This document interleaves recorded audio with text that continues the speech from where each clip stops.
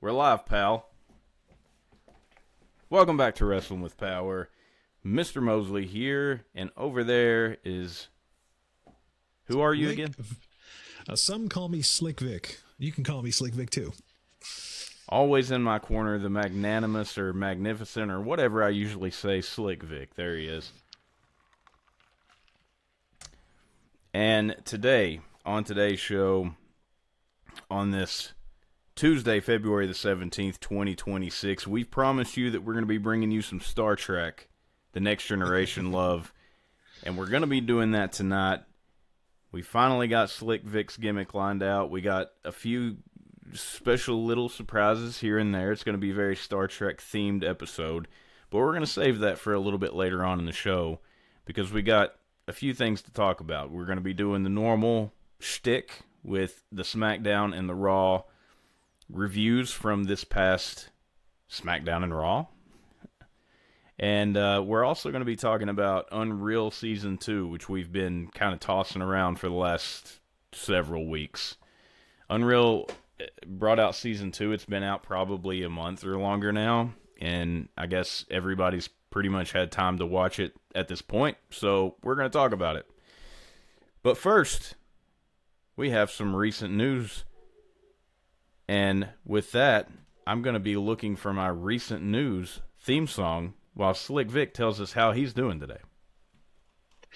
Well, I am doing just fine. It's another... Actually, it's a warm Tuesday out here. And, interested to talk about wrestling. Is it warm up there? It's been warm down here. It's been like 60 and 70 degrees. Not quite 70 yet, but it's been like high 50s, low 60s. So I feel like we share a lot of the same weather other than when it's wintertime, and your winter is a lot worse than mine. Yeah. Let's say the other day I was playing some Tekken, and have I asked you about Overcooked, the video game? Have you ever played Overcooked? You've never asked me about it. I know that there's a video game that exists called Overcooked. I don't know anything about it, though. Okay. The wife and I started playing. It was a lot of fun. Good times, pal. Basically, you're just in kitchens trying to make orders, and it sounds really simple and whatnot, but it's a lot of fun. It's really you have to rack up as much point. You want to get like 3 stars. You know, it's like after you get a certain amount of points, you get a star. And you only need 1 star to advance to the next level, but, you know, we're kind of completionists. We want to get 3 stars. Right. It's a lot of fun. Well, that's fun. That's cool. I'm glad that you guys can enjoy a video game together like that. Deborah's been playing Animal Crossing. She loves Animal Crossing, and they have a Switch 2 edition of the Switch game, which I think is called New Horizons. And so she's been on that kick again. Pretty strong, and I've been back on my No Man's Sky kick. Have you ever played No Man's Sky, or do you know about it? I am not familiar with this one. It's incredible. It's like, it's not an infinite universe, but it's there's literally like billions of stars, and you can fly to a planet, and it'll be a certain type of planet with certain type of creatures and certain type of atmosphere and stuff, and it's so fun. It's so addictive. But I've been playing it. And I played it before. I had like 350 hours on my PS5 save file, but I started a new save file on the Switch 2, and come to find out, it's cross-play. So I can save my save file to the cloud and then go play that same save file on the PS5. So I was switching back and forth, and then they dropped this big-ass update, and they dropped the update on both systems, but they patched it on the PS5. They didn't patch it fully up to par yet on the Switch, so now I can only play it on the PS5 because my save file, like the data is patched, and it's not patched on the Switch, so it fucked me basically, Slick Vic. But I've been enjoying that. I've been playing that a lot. I also bought a lot of VR games. We whipped out the VR2 here recently, and we've been doing that thing too, so it's been pretty cool on the video game front. Yeah, good stuff. But anyway, let's talk about some breaking news.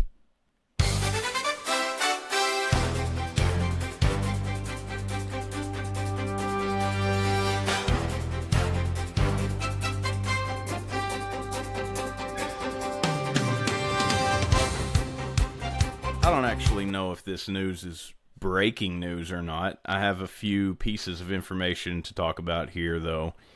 And we'll kind of go with what I presume is oldest to newest. First of all, Slick Vic, I'm sure that you're aware of Dawson's Creek. Do you remember that show back in the day? I do, but I did not watch it, and I did hear the unfortunate news, though, regarding the star. James Vanderbeek is his name, and he played the main character, Dawson, in that show. My sister was a big fan of this show back in the day, but obviously that was his target audience. I didn't watch it either, but I'm familiar because I remember her liking it. And it was such a big thing back in the day that he became very well known. I don't know how old this cat was, but yeah, he passed away. He had cancer. How does this have anything to do with wrestling? Well, I seen a picture of Stacy Keibler sitting next to him, watching a sunset, apparently a day or two before he died. He must have knew it was coming. Had a lot of his friends. I've seen some other people. Carlton from Fresh Prince also was close buddies with this guy. And but I thought it was interesting. I seen Stacy Keibler, and I'm like, were they married? How did I not know this? No, they weren't married. They were just friends. Interesting. And she spent a little time with him before he passed. But R.I.P. to James Vanderbeek. We've had too many deaths lately, and that's just another one of them. I know it probably affects a lot of people more than it does you and I, Slick Vic, but nonetheless, a relic of our past is gone. On to other news. I just want to say one quick thing. He had a very brief role in Jay and Silent Bob Strike Back. Really? I don't know if you've ever seen any of those movies. But Man, I have, but I was probably inebriated and I don't remember it. Jay and Silent Bob Strike Back is the one where they go to Hollywood to try to prevent the movie made about them. Does that ring a bell at all? I remember something about Star Wars going on. Is that am I on the right track there? I mean, there's always Star Wars references in all of these movies, but no. Okay. What's it called? But anyways, there was a scene where James Vanderbeek shows up and plays like the in-movie version of Jay. Okay. That's all. And he was in a football movie once called Varsity Blues, which I did like that movie. Yes. It's been a million years since I've seen it, but I do remember that being a thing. Yeah, for real. I like that movie. Well, R.I.P. once again, James Vanderbeek. Wish you well in your future endeavors, to quote Slick Vic. All right, on to other news. Did you know, Slick Vic, that former WWE superstar Heidenreich now works at Walmart? I did not. Yes. Apparently, this picture made the rounds of, it was either a customer or another worker at Walmart, and Heidenreich has him in a headlock, but apparently they were like talking. This guy, he had no clue, right? And he was talking to this guy, and this guy's like, yeah, I used to be a pro wrestler, and I wrestled John Cena and all these, and Undertaker, and he thought, well, he's just some old crazy man. But no, it was friggin' Heidenreich. Look at this. I'll show you a picture. Can you see it? Yeah, I can see that. Wow. I'll actually send you the picture as well. That way you can actually see. It's a screenshot that I took. But yeah, Heidenreich. Hey, no shame working at Walmart. You gotta do what you gotta do. No shame. Hey, he's out there. He's doing it. I didn't know the guy was that old. He looks, which I guess it has been like 20 years since he was in the WWE, right? Oh God, maybe. I don't know if it's certainly been a while. I mean, he doesn't look like he does anymore. He doesn't look like he does in the before picture anymore. But you can tell that it's the same guy for sure. Yeah. Unless it's not. Unless it's just some guy that looks like him. Just pretend to be him. Well, he made the news here at Wrestling with Power, so he's doing something with his life. Anyway, good thing. Good work, Heidenreich, out there working a good blue collar job, making the money, doing what he's got to do. On to other news, Slick Vic. This is the last piece of news that I got. CM Punk's reaction to Larry, his dog, right? His dog Larry is being put in WWE 2K26 as a manager. Okay. His reaction to this: video games aren't supposed to make you cry, but this one is real special. It's pretty funny. Oh, man. I have shed a few tears over some video games. I'm not ashamed to admit that. Well, yeah, I mean, it happens from time to time. It happens, but you know, this is interesting.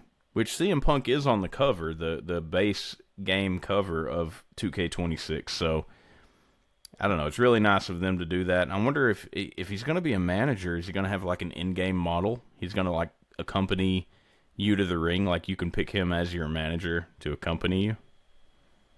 I guess. I mean, I wonder if you can go out and kick his ass. Oh God, animal cruelty in a WWE game. Yeah. God, makes me think of Al Snow and his dog and the Big Boss Man. Pepper. Yeah. Yeah, he fed it to him, and he's like, "Does it taste like pepper?"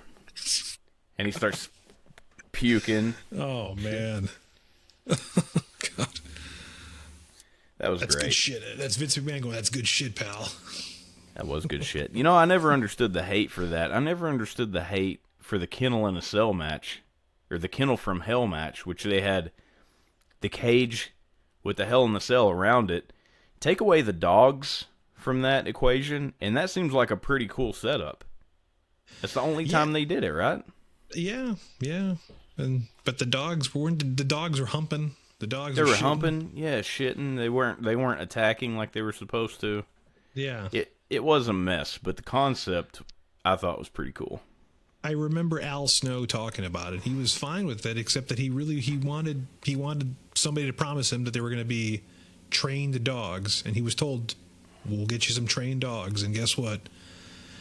He got some untrained dogs that night. Yeah. Well, a disaster. But nonetheless, I always like the concept of that, and I don't know why they never revisited it.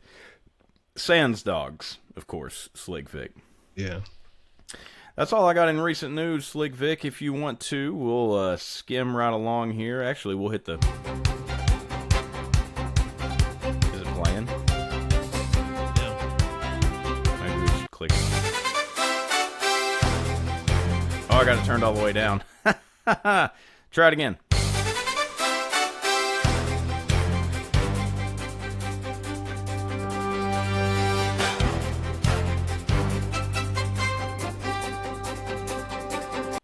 And that has been recent news with yours truly, Mr. Mosley. Let's segue over to some SmackDown review with Slick Vic. All right. Maybe I think there's a cue or a song or something you can cue up for the beginning of this. SmackDown takes place on Friday the 13th, February 13th, 2026 in Dallas, Texas. Friday the 13th. You wouldn't happen to know any... Yeah.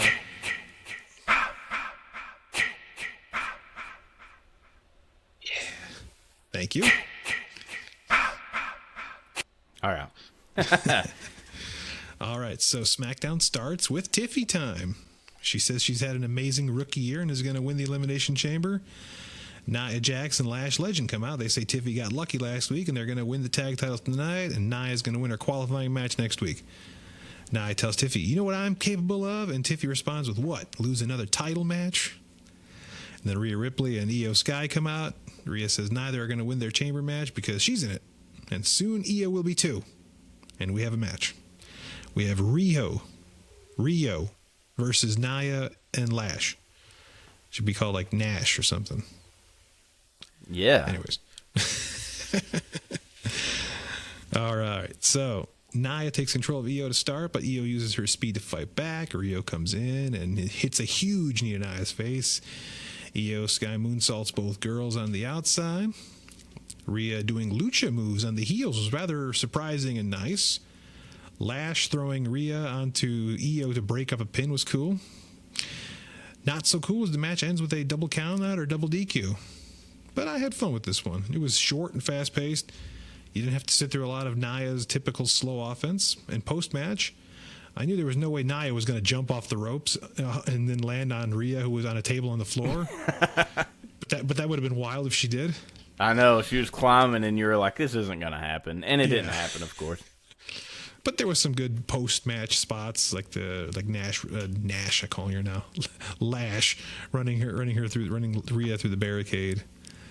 Anyways, Cody Rhodes says he's in Von Erich country and happy to be in Texas, but says a lot in a short time about Jacob and Drew. And then he's going to win the Chamber qualifying match and his dream of main eventing WrestleMania. I don't know what Cody's talking about here. He's main evented the last 3 WrestleManias, but he's talking about dreaming of main eventing WrestleMania. Yeah.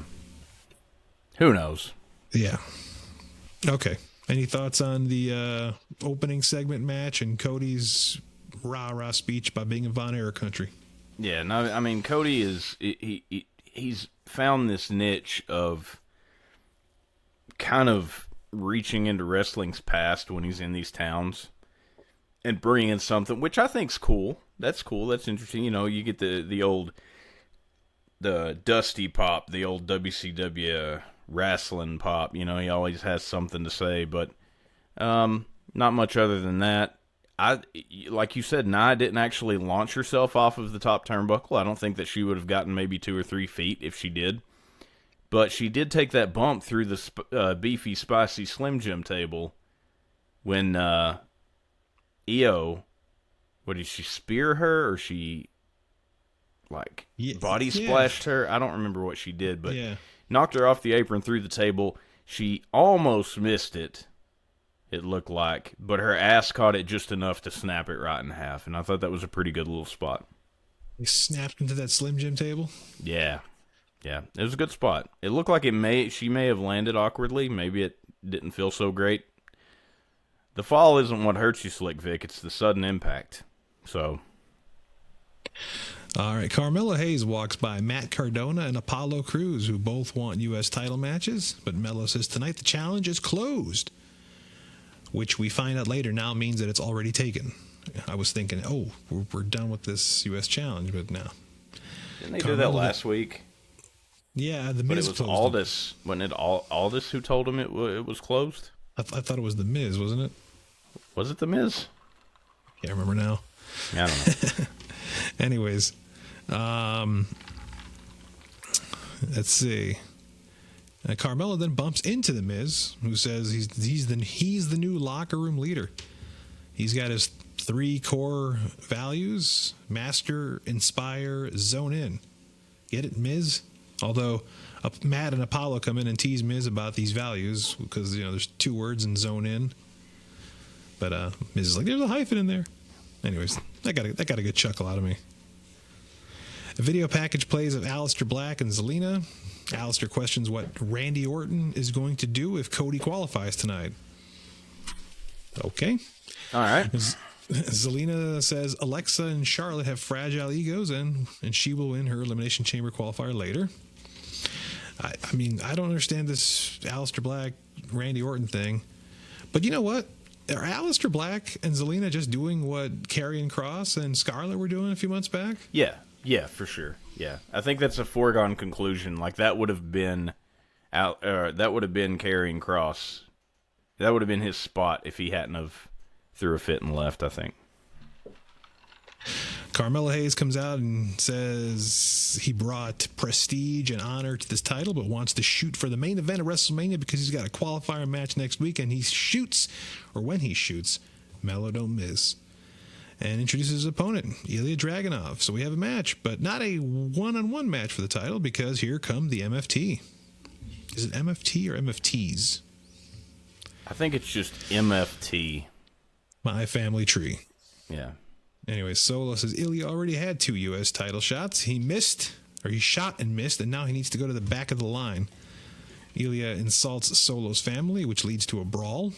Matt and Apollo come out to try to even the odds, which isn't enough until Shinsuke Nakamura comes out. And then Nick Aldis makes it a 10-man tag match, Texas-sized. All right. So we have that match. We've got Cardona, who almost lost his trunks early when Tangaloa grabbed him. I don't know if you caught that. It was like, he's trying to Tangaloa was lifting himself up and he grabs Cardona's trunks and he almost pantses him. Anyways, Tama comes in, hits the Eddie Guerrero / Dominic Mysterio springboard flip onto Cardona, and he gets up and goes, yeah, as the baby faces get mad. Fucking hilarious. Anyways, Ilya comes and gets some shots in. We go to break. We come back. Ilya fights back from underneath. Mello comes in and gets his shit in. Then the match descends into chaos. Everyone comes in and hits big move after big move. The baby faces have to team up to take down Tala, which looked really good, actually. More chaos ensues until Tama hits the cutthroat on Mello for the win. This was all right. This is mostly a spot fest, and that's absolutely fine. This is what should be expected. Everyone got some offense in. I mentioned I like the spot where the three baby faces had to work together to take down Tala Tonga. It really made him look like a beast. Tama gets the pin on Mello here, and beating Nakamura last week makes me think that he's in line for a singles title someday soon. Post-matches, the babyfaces pose, or I should say the MFT pose with the lantern. The lights go out. The Wyatt Six are here, staring them down from the crowd. Well, what say you, Mr. Mosley? Have you got any recollection of any of the stuff I just said previously? Yeah, well, I mean, it's like you said, it was a spot fest. I'm glad that Tama picked up the win, but I hate his finisher. I fucking hate it. Other than that, we're talking about a 10-man tag team match. We still can't get away from these matches where it's just all kinds of people crammed in together. It's so hard to follow. I'm glad, for one, I wasn't the one having to cover this match. Other than that, it was decent to watch because I could enjoy it without having to be like, oh, damn, I need to write that down. Yeah, I mean, I could have. I didn't want to write every single spot. I just did the match descends into chaos. Yeah. Well, like I say, Tama needs a new finisher. I like his look. Everything about I like that they're pushing him. He's been getting wins lately. I like that. Good shit. I don't like his finisher. Not believable. I mean, it is believable if it looked more real, I guess, but it doesn't look real to me. I don't know. It irks me, Slick Vic. Okay. Well, backstage, Charlotte apologizes to Alexa for eliminating her from the Rumble. Alexa says it was all Nia. Charlotte says, you know what today is? And at the same time, Alexa says Friday the 13th, and Charlotte says Galentine's Day. Asks Charlotte to be her Galentine, gives her flowers, then recreates Johnny Cage's friendship from Mortal Kombat 2 by gifting Alexa an autographed picture of herself. Nice. Big thumbs up. Big thumbs up. Yeah. All right. Nick Aldis tells Damian Priest that next week is a triple threat qualifying match against Carmelo Hayes and Trick Williams. And then Kit Wilson walks in and he reads a poem. R-Truth is here, by the way. He also reads a poem to Kit. I don't have these poems written down, but this was fun. This was good stuff. So then we have a match. We've got Alexa Bliss versus Zelina versus Julia in a Elimination Chamber qualifying match. All right, so each woman attempts to roll up the other at the start, and we get some counters to each other's offense. Alexa gets thrown out, and Julia takes control on Zelina. Hooks Zelina's arm from behind and stomps, then flips outside. Zelina hits a Meteora on Alexa, and we go to break. We come back, and all three women trade shots. Julia hits a good top row butterfly suplex. Zelina comes back and hits a second row back suplex on Julia. Zelina hits a code red-ish, kind of. Doesn't get not quite all of it. Julia hits the Northern Lights bomb, but gets thrown out of the ring by Zelina, who does a taunt and then eats a Sister Abigail from Alexa for the win. Yeah, all right. I got no problem with Alexa going in. Yeah. Let me ask you something. By the way, right there at the end, my girl Julia almost broke that pin up. I just want to say she almost broke it. So, props to her, but she was just yay short. Let me ask you this, Slick Vic. I had one specific thought watching this match. Who does Zelina Vega in this match remind you of? Anybody in particular? Well, think about her hair. I've been thinking for the last couple of months. I've been thinking Lily Munster, but wow, who did you think? Sindel. I kept thinking she's just gonna wrap them up with her hair and tear their skin off. Yeah, I kept thinking that's Sindel. That's Sindel.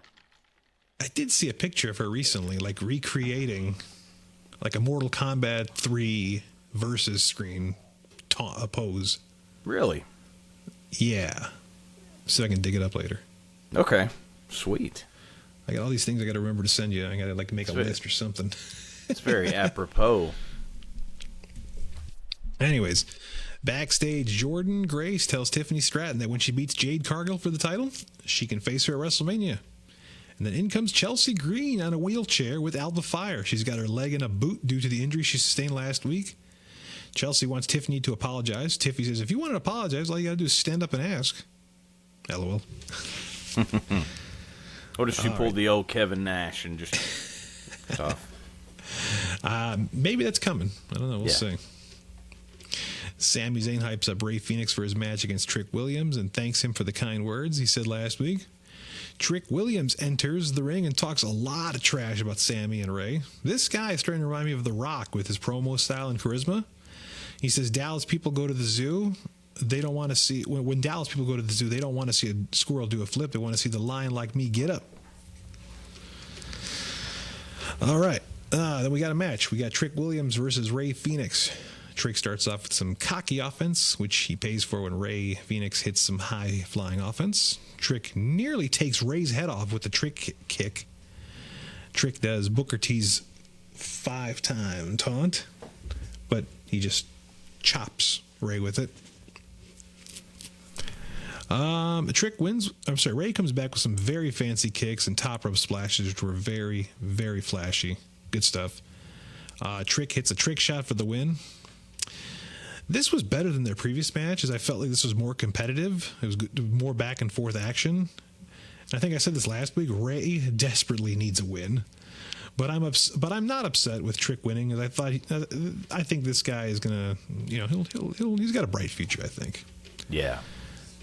Any thoughts on Sami, Trick, Rey? Yeah. Trick's growing on me big time, man. He's becoming one of my favorites. Definitely, as far as SmackDown goes, by itself, got to be in the top 5. He's right up there. That promo was excellent, and I think it reiterated my feelings completely about Sami Zayn. So, props to him, man. That was a really good job. Does it make you want to get a pair of lemon pepper steppers? Yeah, for sure. Maybe some lemon pepper chicken. All right, backstage, Rhea and Io are upset about their match. When Julia walks in, it starts screaming in Japanese. And then Io suggests they should have a match for Julia's U.S. title. In walks Jade Cargill, who just scoffs at the girls and walks off. And then we got a video package of Jordan Grace and Jade Cargill's rivalry. They highlight Jordan's accomplishments outside of WWE. And when I say outside of WWE, I think they're mostly talking about her bodybuilding and powerlifting accolades. I don't know if they showed her TNA title reign or anything. But anyways. Yeah, and they show Jade's dominance, I guess, because what is there to show of Jade besides since she won the belt? Not much, but because this is her first title defense. Yeah. And then before we get to that match, we also have a video package on Jacob Fatu, who says he's never been in an elimination chamber, but knows what it's like to be locked up. Okay. He sure does. And then he's going to dog walk them Yeah, dog walk their asses. Anyways, Jordan Grace versus Jade Cargill for the Women's World Title. And during the big intros, Liv Morgan's music hits, and here she comes with Dominic Mysterio and Raquel Rodriguez. They set up a dinner date complete with chicken nuggets. The crowd, I believe they were heart-shaped chicken nuggets, too. Yes, they were. And I saw those at Jewel the other day, too, so I should have bought some. Yeah. Love me some chicken nuggets. Good stuff, especially when you dip them in ranch. Yeah, I'm a big fan of the honey and ketchup mixture. Oh, okay. Yeah.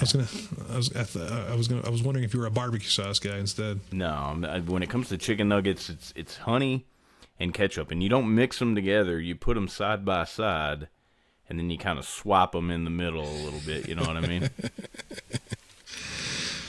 You know, like some people like to drizzle the sauce on the top. Some people have like the little corner where they just squeeze make like a big old puddle. Yeah, that's me. I do the puddle. Yeah. Okay. I've never been. You know what? I've never been one of those people to put the sauce directly on anything. Even like when I was growing up, to see somebody put ketchup on top of French fries ruined my life. I hated that. Do you ever go to like a Mexican restaurant and have like the Nacho Supreme, where there's just a whole bunch of stuff on top? Yeah. Of the chips. Yeah. What do you think? What do you think of that? Yeah, that's great. That's great. If it comes prepared that way to me, then it's completely fine. I understand. But like if I'm applying my own sauce, it's usually I do the puddle. Okay. I just made up that term puddle. I don't know if that's a real thing or not, but it is now. The puddle. Yeah. All right. So the crowd immediately starts chanting "Dirty, Dirty Dom." The girls in the ring trade shoulder tackles at each other. Grace locks in a sleeper. They fight outside, and Grace takes a nasty back body drop on the barricade, and we go to break. I see you nodding. You must have caught that one. That looked, God, my back hurt seeing that one. Yeah. And we come back, and Dom pulls out a bottle of wine with his face on it. Fucking good stuff. Crazy. And then back inside, Grace hits a pretty smooth jackhammer on Cargill. They trade some more offense until Jade hits Jaded with one arm for the pin. You know, this was better than I thought it was going to be. I did not have high expectations for this match, but both hit some impressive power moves, and the outside silliness from the Judgment Day had me laughing. I might have been a little bit more entertained by the shenanigans that were happening outside, but seriously, though, this was all right. I thought this was pretty good. What about you, man? Besides the chicken nuggets, let me know what you think. Yeah, the chicken nuggets. Yeah, that was great. It was all great. I loved that. The setup ringside. It was good. That was good stuff. Something we don't see very often anymore on the entertainment side of things. I think it was appropriately placed. But more importantly, this match. Now, I know you said it might have been last week's episode. It was probably last week's episode. You said that they were going to feed her to Jade Cargill, and then you said, well, maybe feed was too strong of a word. But how do you feel about this match now that you saw Jordan Grace not get absolutely dominated here? I mean, you put up a fight. Yeah, she did. What I should have said was I had zero doubt that Jade would retain. Yeah, it shouldn't have been in my opinion. If you're trying to build Jordan Grace, this should not have been a title match. Personally, if you're trying to build her to anything of it, obviously she's in the upper echelon, or she wouldn't be in there with Jade. But she didn't need to be for the title. I don't think. I would have had her maybe face a couple of other heels besides Chelsea Green. Some a little more serious, some a little more imposing, some more, whatever. Someone established differently than Chelsea, because Chelsea's established as a comedy character. Yeah, unfortunately, yeah. Anyways, backstage, once again, Motor City Machine Guns and Fraxium bump into Johnny Gargano and Candice. Why aren't Why aren't the Motor City Machine Guns wrestling? I don't know. Okay, anyways. WWE hates tag team wrestling. This time, Johnny is talking. He says he lost his mask. He lost his best friend. He's got nothing, which of course upsets Candice, who wheels him away. The MFT walk past, who taunt the babyfaces, and then they see a picture of Solo with a lamp in his mouth, further teasing more from the Wyatt Six. Did you catch that picture? The Solo with the mouth? Yeah. Yep. Yeah. Kit Wilson is back with Nick Aldis and Oba Femi. Nick takes Kit's poetry book from him and starts reading it out loud, which of course makes fun of Oba Femi. Oba's not happy about that, so we have a match next week. Toxic. Drew McIntyre says, "Lads, you don't want any of this." Sammy shows up and Drew says he wants Sammy to win the night. All right. Then we got our match. This is our main event for SmackDown, which is the triple threat, which is another triple threat qualifier with Sami Zayn versus Jacob Fatu versus Cody Rhodes. Sammy immediately gets dumped out, so we get the big confrontation between Cody and Jacob. Jacob has a good counter for the Cody cutter and super kicks Cody. Sammy is back in. He sends Cody out and then dives onto both men, and we go to break. When we come back, Cody gets in some time to shine. Hits power slams on both and a disaster kick to Sammy. Jacob corner splashes both of them. A Fatu chant breaks out. Jacob hits a handspring moonsault on Sammy. Jacob hits a running ass attack on Cody and pops a pop-up Samoan drop on Sammy, and we go to break. We come back, and Sammy and Cody double suplex Jacob off the top rope. Sammy hits the exploder on Cody, loads up the haluva kick, but eats a super kick by Jacob. So many kicking. And then one for Cody, too. A haluva kick to the back of the head sends Fatu out of the ring, and a blue thunder bomb to Cody. Cody comes back in with the bionic elbow, baby. Sammy reverses a splash to a small package on Jacob. Cody hits the crossroads on Sammy, but Jacob throws Cody out of the ring, hits the big moonsault on Sammy. 1, 2. Jacob eats a claymore from Drew. No DQ, so the match continues. Drew power bombs Jacob through a table, claymores Cody, and puts Sammy on top of Cody for the 1, 2. Sammy kicks out. I'm sorry, Cody kicks out. And Drew tries to interfere again, but this time eats a haluva kick. Cody crossroads Sammy for the win. There's a lot there. Anyways, this was really good. A lot of big moments, false finishes that I thought were there was these false finishes here really got me. Like, I really thought Jacob was going to win with that moonsault, and then I really thought Sammy was going to win off the claymore from Drew. So, yeah, I like this one. I recommend it. Part of me wants to say I would have trimmed some stuff at the end, but again, those false finishes really got me. So, well played. And you? I mean, what do you?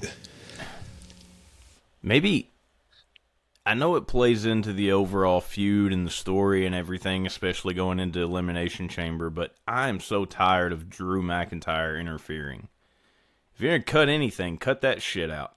Why did he need to be there?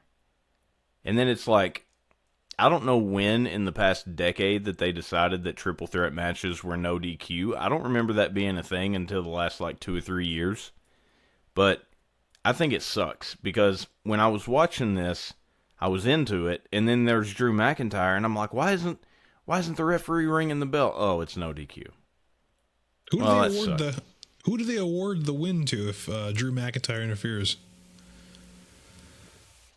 That's a good point.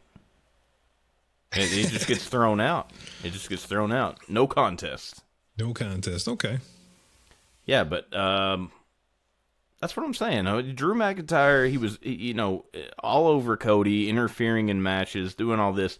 He won the belt, and he's still interfering in this stuff. Like, why would you concern yourself when you are the champion?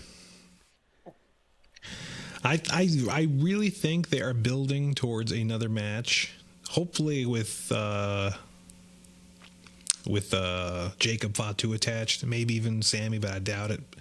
Yeah. Cause I think they're gonna milk Drew and Cody all the way till WrestleMania with the possibility of making it a multi-man match with Jacob and or Sammy. Yeah. Because why else would Drew, like you said, why else would Drew keep attacking Cody even though he won the belt last month? He has no one at, like, I guess they see it like he has no one else to feud with at the top level. But I think with Cody no longer being champion, him having a feud with Jacob is fine. And then Jacob eventually having a feud with McIntyre, but why can't McIntyre feud with someone else in the meantime? I don't feel like it's necessary for him to still be doing what he's doing. So that took away from it for me a little bit. Other than that, my opinion of Sami Zayn remains the same. I'm over it. I'm just over it, man. Come on, turn heel. Give me a reason to like you, Sammy. Do some dastardly shit. If I get a chair and hit somebody, just do something. Come on. No, I don't know. I mean, I wouldn't hold your breath just yet because I don't think it's going to happen. At least for the immediate future. I think if what you said a moment ago actually happens, and we end up getting a multi-man at WrestleMania, and Sami Zayn is included, there's no even if he was to somehow win at WrestleMania, let's say he goes to WrestleMania, he gets in a multi-man, he wins the title, that is going to be the worst decision ever. Because he got routed by Drew McIntyre in Saudi Arabia after winning the tournament or whatever it was to get that spot for the championship. He won the match in Canada. Then he goes on to Saudi Arabia where they love him over there too, and he got his ass kicked. So is it logical that he would go on to WrestleMania in a multi-man with several other champions and a crazy Samoan werewolf, and win? Come on. He's got to have an edge. He's got to have something else. What he's doing isn't cutting it for me. All right. Well, that's my assessment. Well, that's just like your opinion, man.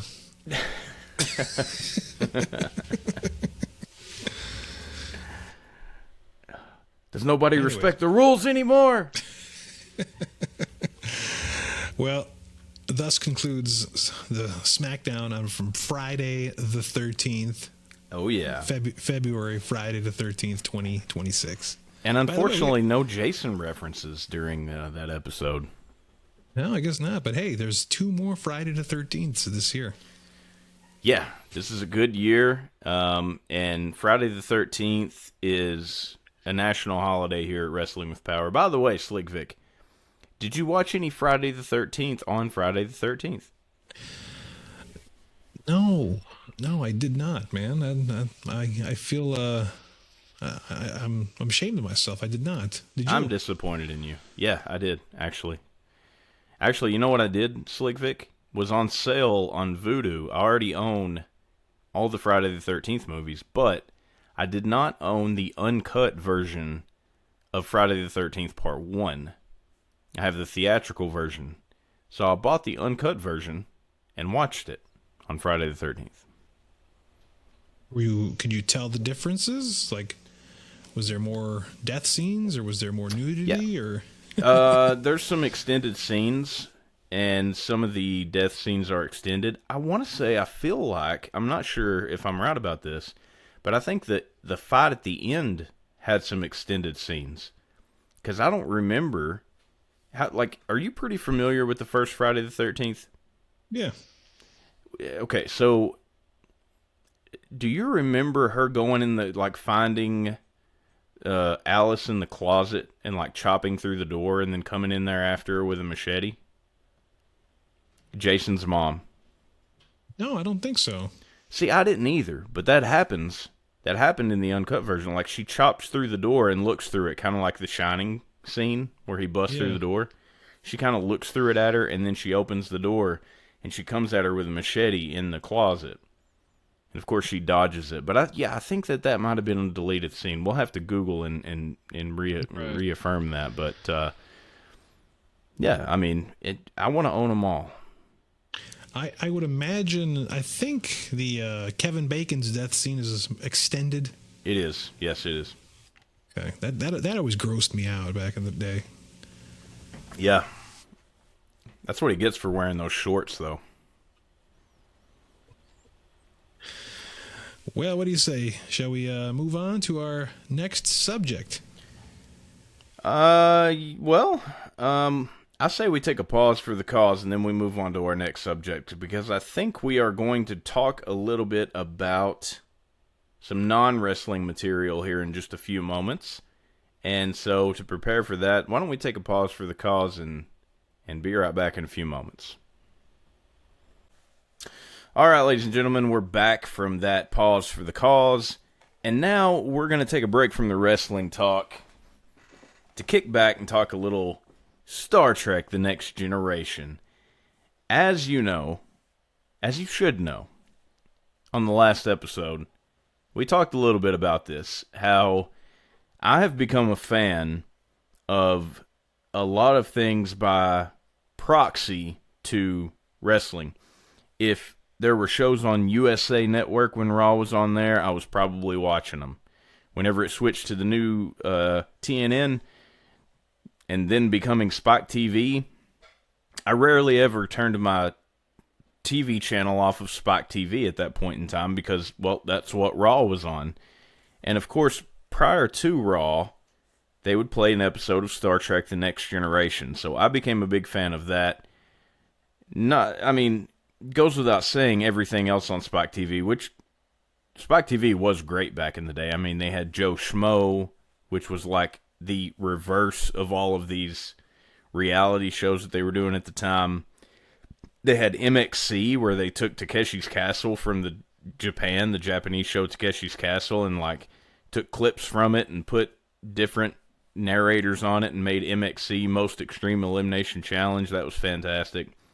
A lot of my favorite shows came from that, but also came from just the fact that I've watched wrestling for so long that by proxy, I became a fan of these other things. So here we are now with Star Trek: The Next Generation, and I want to start this off with Slick Vic's gimmick for the night, if you will, and I'm going to play him a little theme music, a little apropos theme music while he prepares this gimmick.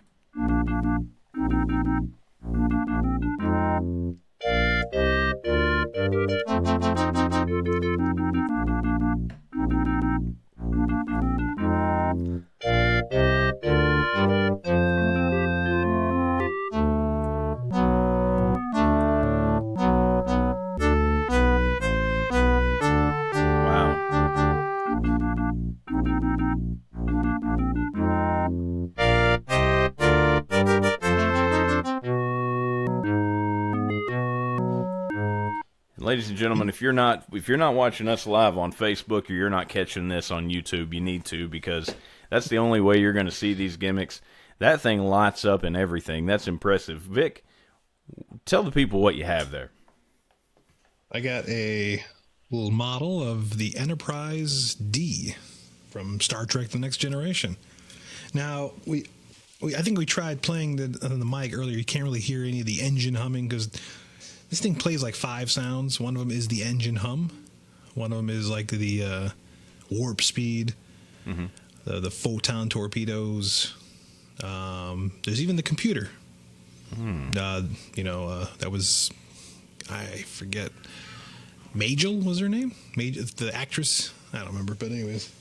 Let's see if I can get lucky.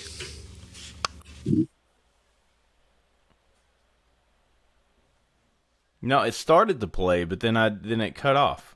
Oh. There you go. Those are the torpedoes. Yeah. You remember how this conversation of Star Trek started? It was a couple weeks ago. I had the Three Stooges gimmick. Yeah, and we were talking about how I had watched. Wait.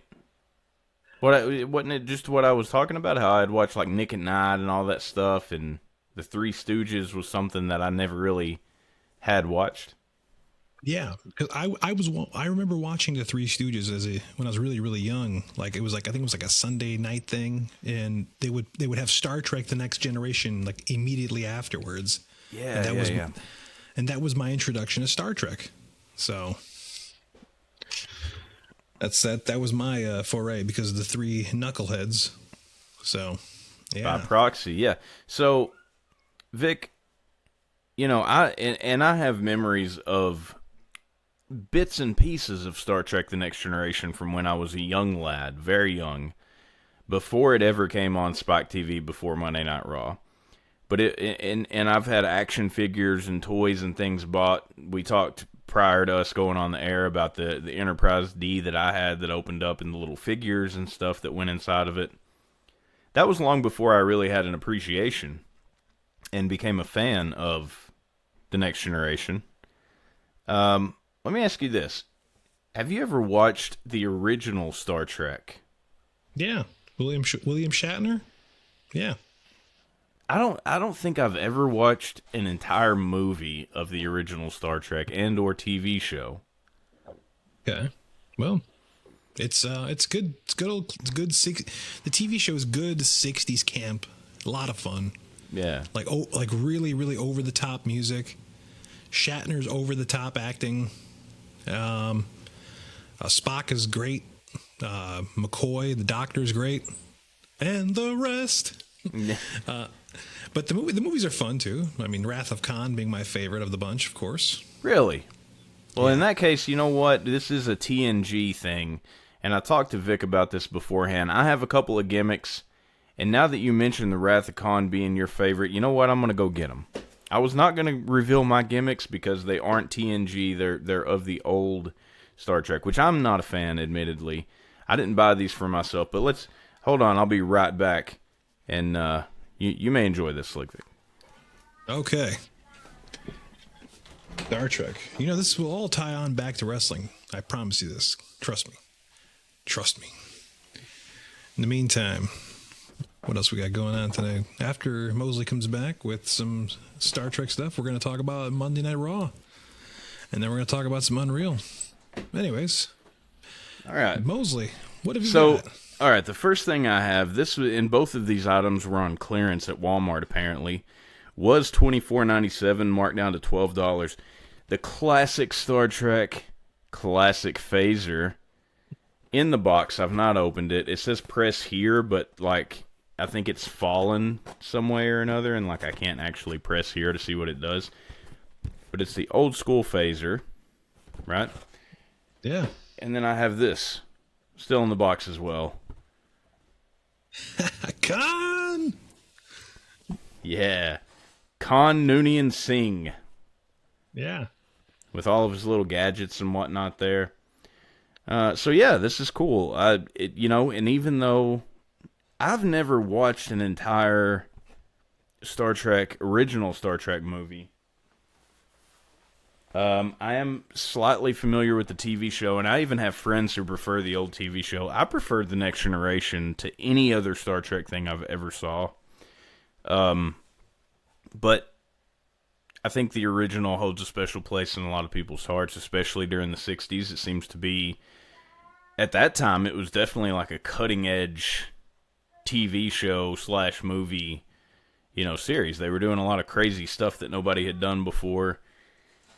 They were boldly going where no one has gone before, in other words. Yeah. But yeah, those are my gimmicks for the day.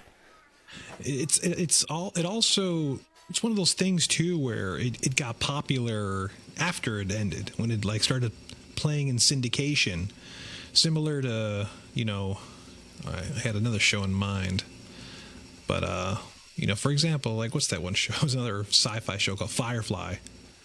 I never watched that one, but I know that was a big deal after it got canceled. Like the fact that it got canceled, created a lot of buzz for it. Yeah, and that happens Yeah. sometimes. I tell you Family what, Guy. though, one of the things that I love that does have something to do with the original Star Trek is the movie Star Trek Generations. If you saw it. Okay. Yes. Yes, I have. That is probably my favorite Star Trek movie out of all of them. Okay. Wow. Yeah. It's just with the whole ribbon thing that they're trying to get into, and then they get sucked into it, and like Picard has this perfect life in this ribbon, and he's like, wait a second, this isn't right, because it's Picard, so he can't never enjoy anything. And then he goes and he finds Captain Kirk chopping wood in a forest somewhere, and they team up, and then Captain Kirk dies. Everybody thinks he's dead, but this time he really dies.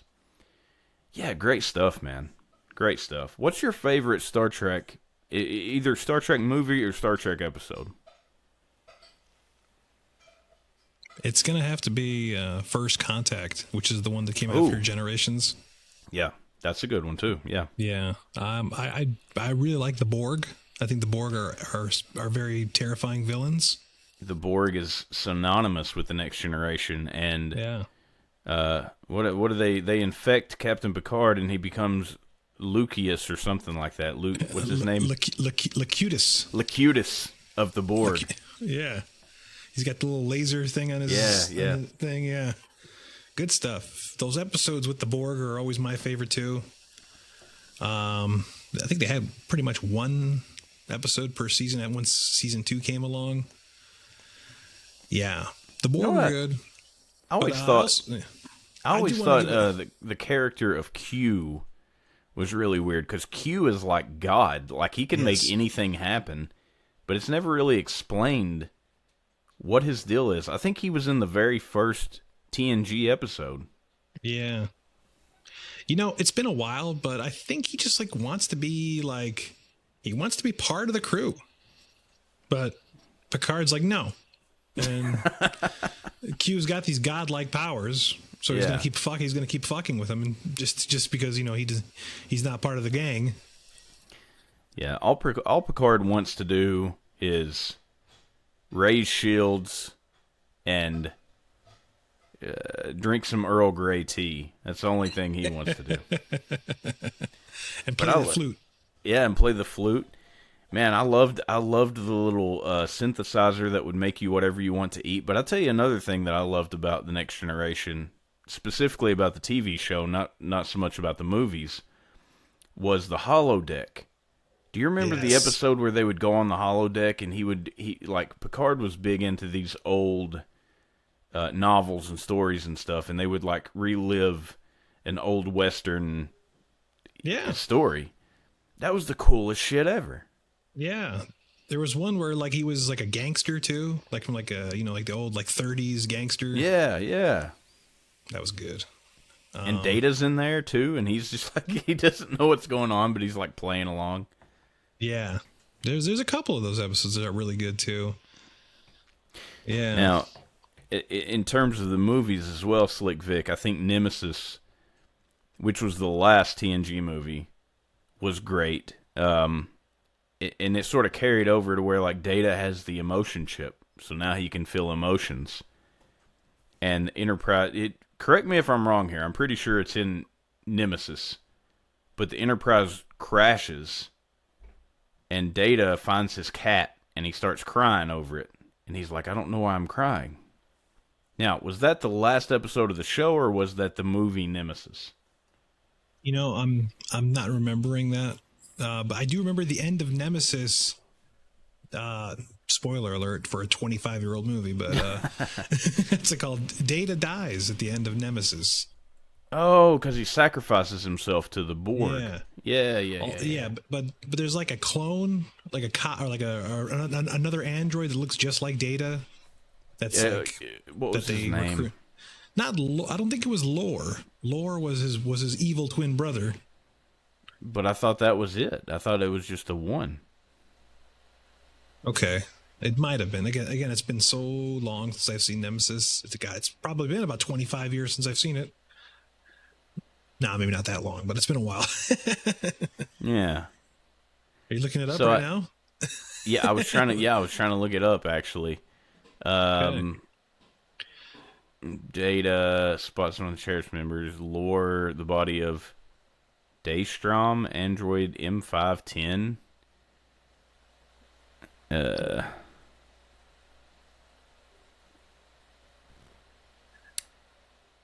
Yeah, I'm trying to find the exact. Oh wait, in 2371, Spot survived the destruction of the Enterprise D. Data, via his newly installed emotion chip, cries tears of joy over Spot's survival. Star Trek Generations. That actually happened in Generations. I do remember Not the in Enterprise Nemesis. crashing. The Yeah. Enterprise crashing in Genesis. I'm sorry, in Generations. That was it. That was it. For some reason, I thought that was Nemesis, but yeah, that was in Generations because they evacuate everybody to the saucer section and then they separate it, and then it crash lands on that planet, and Data cries because he finds his cat, and he's like, I don't know why I'm crying. Well, Data in Generations, Data still has the emotion chip in it. He doesn't have the ability to turn it off and on. So when he puts it in, I remember like as they're crashing, he's like looking at the viewing screen, going, "Oh shit!" Yeah, yeah. Oh man, that was great. That's such a great movie. I love Generations. Generations doesn't make a whole lot of sense at times with the whole. Okay, if I can go to any time in the Nexus, I'm just going to keep going back and stopping the villain from, fulfilling his goal. It's like, okay, so every time you fail, you're back in the Nemesis. You're back in the Nexus, so you can just keep going back until you succeed. Well, in a way too, but I mean, if you're in the Nexus and you have everything, like that's the thing, you get in the Nexus and you have everything that you want. Like Picard is there, he's having Christmas with his family, he's got a wife, he's got kids, and he instantly starts to play into that, and he's like. He forgets for a minute what he's doing and what he's actually there for. And I think that's the point of the Nexus is that, and that's why the main villain, I don't remember his name, but that's why he wants to get back there because he knows what it is. It's like an eternity of just whatever you want. Yeah. So why would you care to go back in time and fix anything because you've got everything you want? I think that's the sort of the draw of it. But yeah, Picard's like, well, it's not real, so I don't want it. Picard's got to ruin everything. I gotta love Picard though. This all can tie back to wrestling with the most recent. I haven't watched it, but the most recent Star Trek TV show has Becky Lynch in it. I didn't know that. Yeah. I don't know the name of the Star Trek show, but Becky Lynch is currently I don't know if she's a regular or a guest. I think she's just a guest, like a recurring guest star. But yeah. Okay. It wasn't Picard, was it, or was it a different show? No. I'm gonna look it up right now. So I'd never finished Picard. Did you finish Picard? No, I've been meaning to, but did not. Yeah, same here. I wanted to, and when it first came out, I was so excited because I'm like, this is awesome because, the guy that plays Captain Picard, he is he's like a distinguished actor. Yeah, like he takes his shit very seriously, but he is big into like doing plays and stuff, Broadway type deal. He was not really... Shakespeare. Yeah, he was not really big into film, but he did, Star Trek. And then he came back all these years later, and he's super old. And the first few episodes were actually really good, but for some reason, I just never finished it. I hear you. I should really go back and watch that because I did like it. I did like it. It's on Paramount Plus, I believe. Yes. Becky Lynch is in Star Trek Starfleet Academy, which debuted last month, where she plays Lieutenant Mackenzie Ya, a member of the bridge crew of the USS Athena. Okay. Is that still an ongoing thing? I'm guessing so. I mean, it was last month. Oh, wait, here's news from yesterday. Becky Lynch Breaking confirms... news? Becky Lynch confirms return in Star Trek Starfleet Academy Season 2.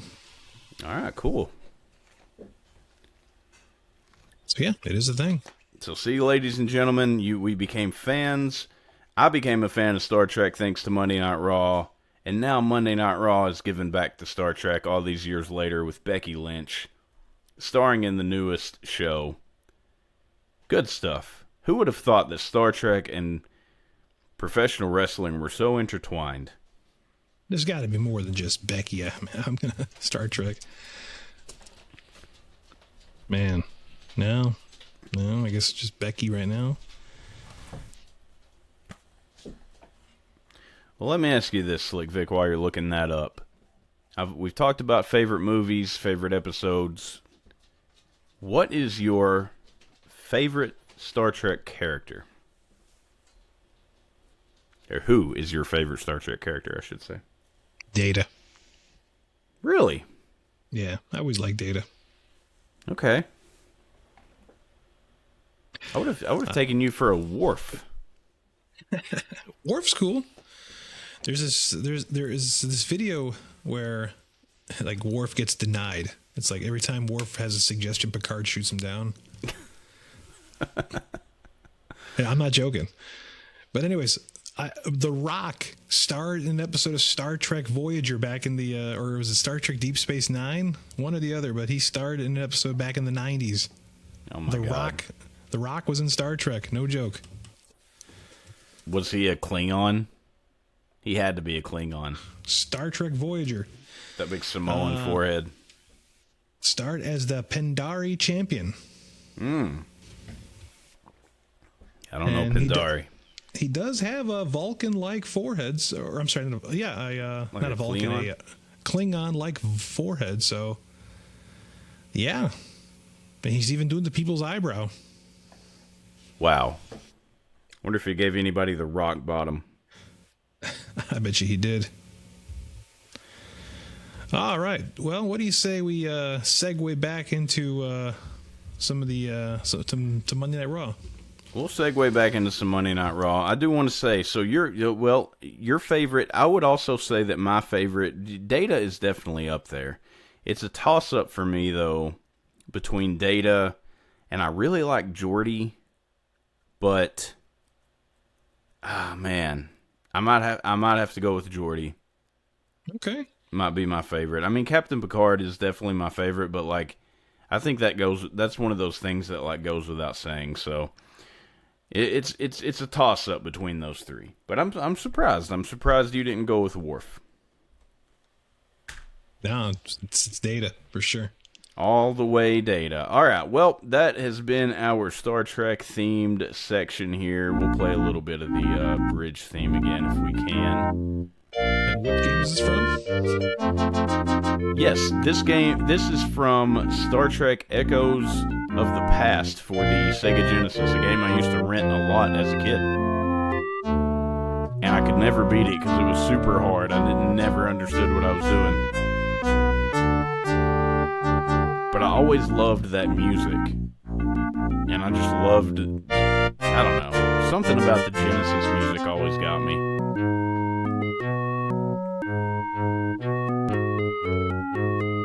I have found the box art. Okay, like so a bunch of floating heads in space. Yes, for the Genesis it was called Echoes from the Past. For the Super Nintendo, it was called something else, but it was the same game. So the same game existed on the Super Nintendo as well. It was called Futures Past. Futures Past. I don't know why they had different titles. But that's it, Slick Vic. That's it for the Star Trek. Good shit. Love your gimmick. Love talking about Star Trek, and we could sit here and do it all day. But we have to talk about some wrestling, and with that, we are going to move on to some Monday Night Raw. So are you going to make it so? Make it so. Thank God you got that reference. We have Monday Night Raw. Believe it was in Memphis, Tennessee. Start date, February the 16th, 2026. Oh, we can't get away from it. All right, so here we have, first off, the Usos start to come out through the crowd, but are interrupted by the Vision. By the way, Slick Vic, there is one thing about these notes that I will go ahead and tell you. There's a couple of things I did miss on this episode. Fully intended on going back and getting it, but I didn't. So if I missed something, just fill me in. I'm sure you have great notes as you always do. For one thing, I do know here in a little bit we're going to get a CM Punk promo in the ring. I don't believe I have notes for that, so hopefully you can fill me in. Monday Night Raw, Memphis, Tennessee, start date, February 16th, 2026. The Usos start to come out through the crowd, but are interrupted by the Vision on stage. Logan Paul brags about selling his Pokemon card and takes shots at Memphis. By the way, he sold that thing for like $16 million. Heyman asks for a replay of the Masked Man attacking Austin Theory last week, causing him to lose to LA Knight. Adam Pearce comes out and tells the Vision that they should come back to his office to discuss their grievances, not hijack the show.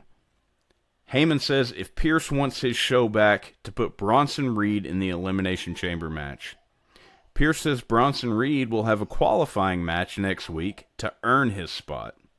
LA Knight comes out now and talks smack to the Vision, then tells Pearce to leave them in the ring and he will team with the Usos for a 3-on-3 tag match, which leads us into our first match of the night.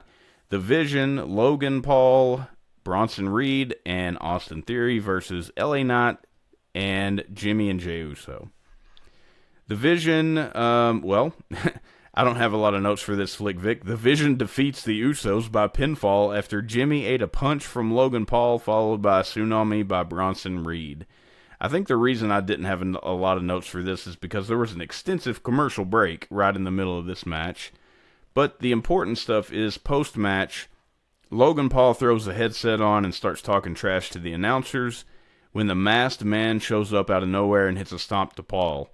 The Masked Man retreats into the crowd, and we are no further at knowing who he is. There is a quick camera shot of him standing in the crowd, just like Austin Theory did when he unmasked. And I thought for a moment, we're going to find out who he is right now. He's going to unmask. He's standing there just like Austin Theory. But no, we don't find out, and we're still stuck wondering who the Masked Man is, which gets a thumbs down from me. So, Slick Vic, anything on the intro to Raw, this match? Do you have anything to add? Well, I love when Heyman came out. He's like, there's no yeeting. Cut the damn music.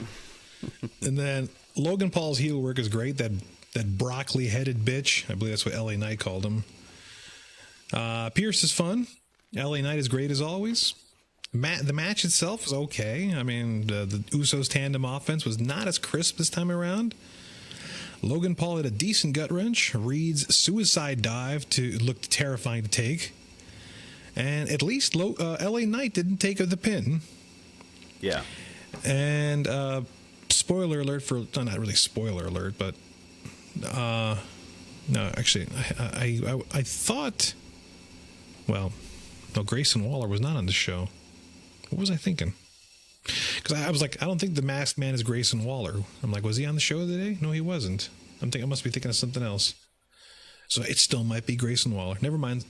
Edit that out. Well, there's a lot of speculation that it is Grayson Waller who's the Masked Man. I even have... family. My stepdad has asked me every single time that I've been over to my mom's house in the past week or so, who's the Masked Man? Who's the Masked Man? He keeps asking me because he's a wrestling fan too. He thinks I know for some reason, like I have some insider knowledge. I have no idea, and I keep telling him, I said, I don't know. I said, there's a lot of people that think it's Grayson Waller, but I think that would suck because I don't think that's going to be very exciting at all, but, you know, who knows? Remains to be seen. Following this, we have a backstage segment. Adam Pearce walks up on a large crate backstage that says, deliver to WWE. Do not open until 2/28/26, which is the date of the Elimination Chamber. Pierce tells the... What's up? 28. 2/28/26. Yeah, I think you said 226. I probably did. It's all good. Libations. Pierce tells the WWE delivery driver to load it back on the truck and send it to SmackDown for Nick Aldis to deal with. Los Americanos show up and El Grande asks for an Intercontinental title match. Pierce tells him he can earn a shot if he wins his match later tonight. Following this, we have a match. Triple Threat Elimination Chamber qualifier for the women. Natty versus Asuka versus Bayley. Don't know why I have some extensive notes for this one. Maybe I felt like it was important to do so. But my notes start with Natty takes out Bayley and starts firing off on Asuka with some vicious strikes and a German. Natty and Asuka get knocked outside by Bayley, who hits a drive-by-like drop kick to Asuka, but is caught and pole vaulted into the post when attempting the same on Natty. In and out of a commercial break, Bayley has the upper hand on Natty and Asuka, stacks Asuka on the post and puts Natty in the Tree of Woe. She hits an elbow drop on Natty and then superplexes Asuka for a 2 count. There's lots of strikes between all three, which culminates with Bayley hitting a flying elbow drop on Asuka, but Natty breaks the count. Asuka gets the Asuka lock on Natty, who rolls out of it into a pin for 2. Natty gets the sharpshooter on Asuka, but Bayley breaks it up, tosses Natty out, and hits the Bayley to belly on Asuka, only getting a 2 count. They keep Natty from getting back in the ring. Asuka gets the Asuka lock on Bayley, who taps out. So, Asuka wins and advances to the Elimination Chamber.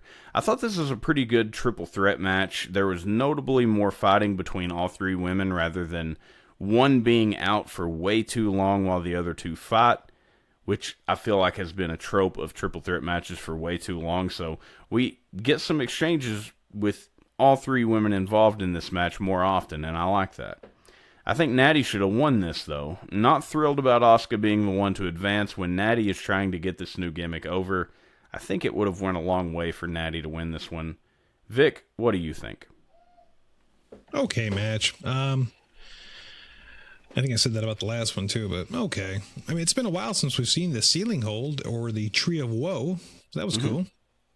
Is Natty supposed to be evil Ronda Rousey or Shayna Baszler 2.0?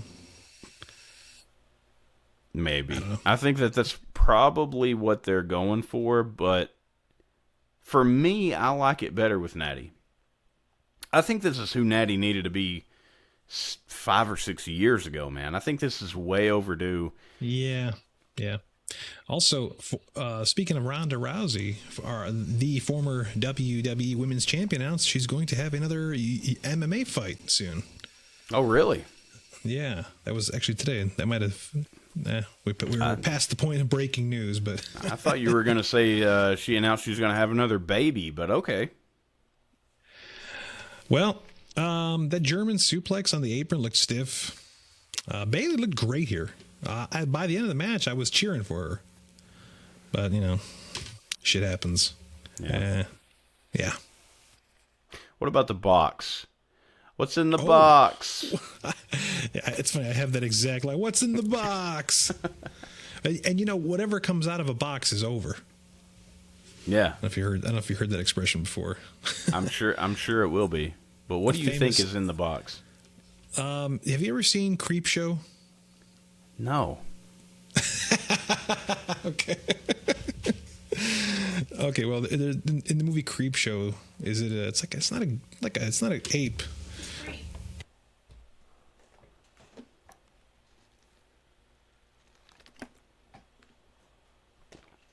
There's like this monster like character that's in a crate that these people open up, and it's kind of similar to that crate that was in this episode of Raw.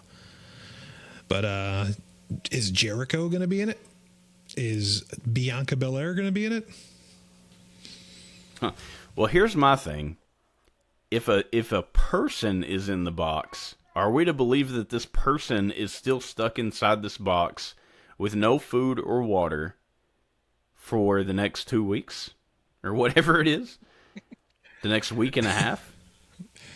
Yeah, that would be weird. That's what's coming off weird to me. But yeah, I've heard some people think it's going to be Jericho and that it's going to be a break the walls down type of thing. I see. You know what I'm saying? Okay. Clever. Yeah, so, all right. Moving on. Backstage segment. Stare down between Oba, Femi, and Rusev. Oba has been killing everyone, while Rusev has been jobbing out left and right. So why are we to believe that this is exciting? Why was this stare down exciting, Slick Vic? Rusev did have on a Rusev Day shirt, which was interesting. I didn't catch that. Well, he had like a vest over top of it, but yeah, it was a Happy Rusev Day shirt. But a stare down between a guy who's been literally steamrolling everybody and a guy who maybe should have been steamrolling a lot of people, but has been jobbing out left and right. Did you care? No. If I'm not mistaken, didn't Oba eliminate Rusev in like 20 seconds in the Rumble? I think so, yeah. Yeah. So Another casualty. So, okay. Backstage segment. This is like a pre-recorded interview type deal where Michael Cole's interviewing Liv Morgan. He's basically asking Liv who she's going to pick, and Liv says she isn't going to rush the decision. Stephanie Vaquer shows up and talks a bunch of Spanish. Dom talks some Spanish back. Not a word here was understood, but I believe it was thrown up on the WWE Facebook or social media or something. YouTube. But whatever Stephanie said made Liv distraught enough to start crying, and then Michael Cole is left completely confused. Vic, do you have any recollection of what that translation was? Because I didn't actually look it up myself. It was basically just her talking about how, Stephanie's worked a lot harder. Liv has to hide behind the Judgment Day, and stuff like that. And I mean, there was a little more to it than that. But why would she have cried though? I mean, broken down in tears over whatever Stephanie was saying, and I had a hard time believing she even could make out what Stephanie was saying. Yeah, I don't remember exactly. Like I said, all I remember was basically Stephanie talking about how her struggles are way more real and whatnot and real. Yeah. I do remember reading a little something where she said that she came from Chile, where they don't even have wrestling, and Liv Morgan started out in the WWE, but nonetheless, I don't think anything I read really led me to think that she should start crying. Like that was a little bit extreme. What about the Triple Threat Elimination Chamber match? You did say that you were rooting for Bayley in that one, so you wanted Bayley to win that one? I did. I thought I was. Well, yeah, I did. Yeah. Okay. All right. Moving on, we have an in-ring segment where CM Punk comes out, and that's where my notes end. Slick Vic, can you fill me in on that part of the show? Yeah. Do you remember? Did you catch any of it though? No, I did catch a little bit of a clip where there were the Judgment Day members were behind Punk, and he was saying some stuff, but that's about it. Well, you'll be really happy to know that Balor came out to his original theme song. Nice. He did have JD and Dominic Mysterio with him. By the way, this is JD's return to Raw after about 2 months, I think it was. And so it's cool that Balor got his theme song back. Too bad Stephanie Vaquer doesn't. Balor's promo was great. He talked about how you got to be great to work with the catch wrestlers in Europe. You got to be great to work with the luchadors in Mexico. You got to be the best in the world to work with the Europeans in catch wrestling. You got to be the best in the world to work with luchadors in Mexico, and then you got to be the best in the world to, grind out through the dojos in Japan. And he's not jeopardizing the main event. He's making it better. The WrestleMania main event. So that was good. That was a really good. That was good on Balor. And then CM Punk's rebuttal was actually good too and kind of funny. because he still put over Balor while mocking JD and Dom. Like he said something about like JD can't get into the ring without holding his head up or something, or because he's got a big head or something. I can't remember the exact line, but he needs help getting into the ring because of his big head. Okay. And I think the crowd started chanting bobblehead. or was it Funko Head, bobblehead, something like that.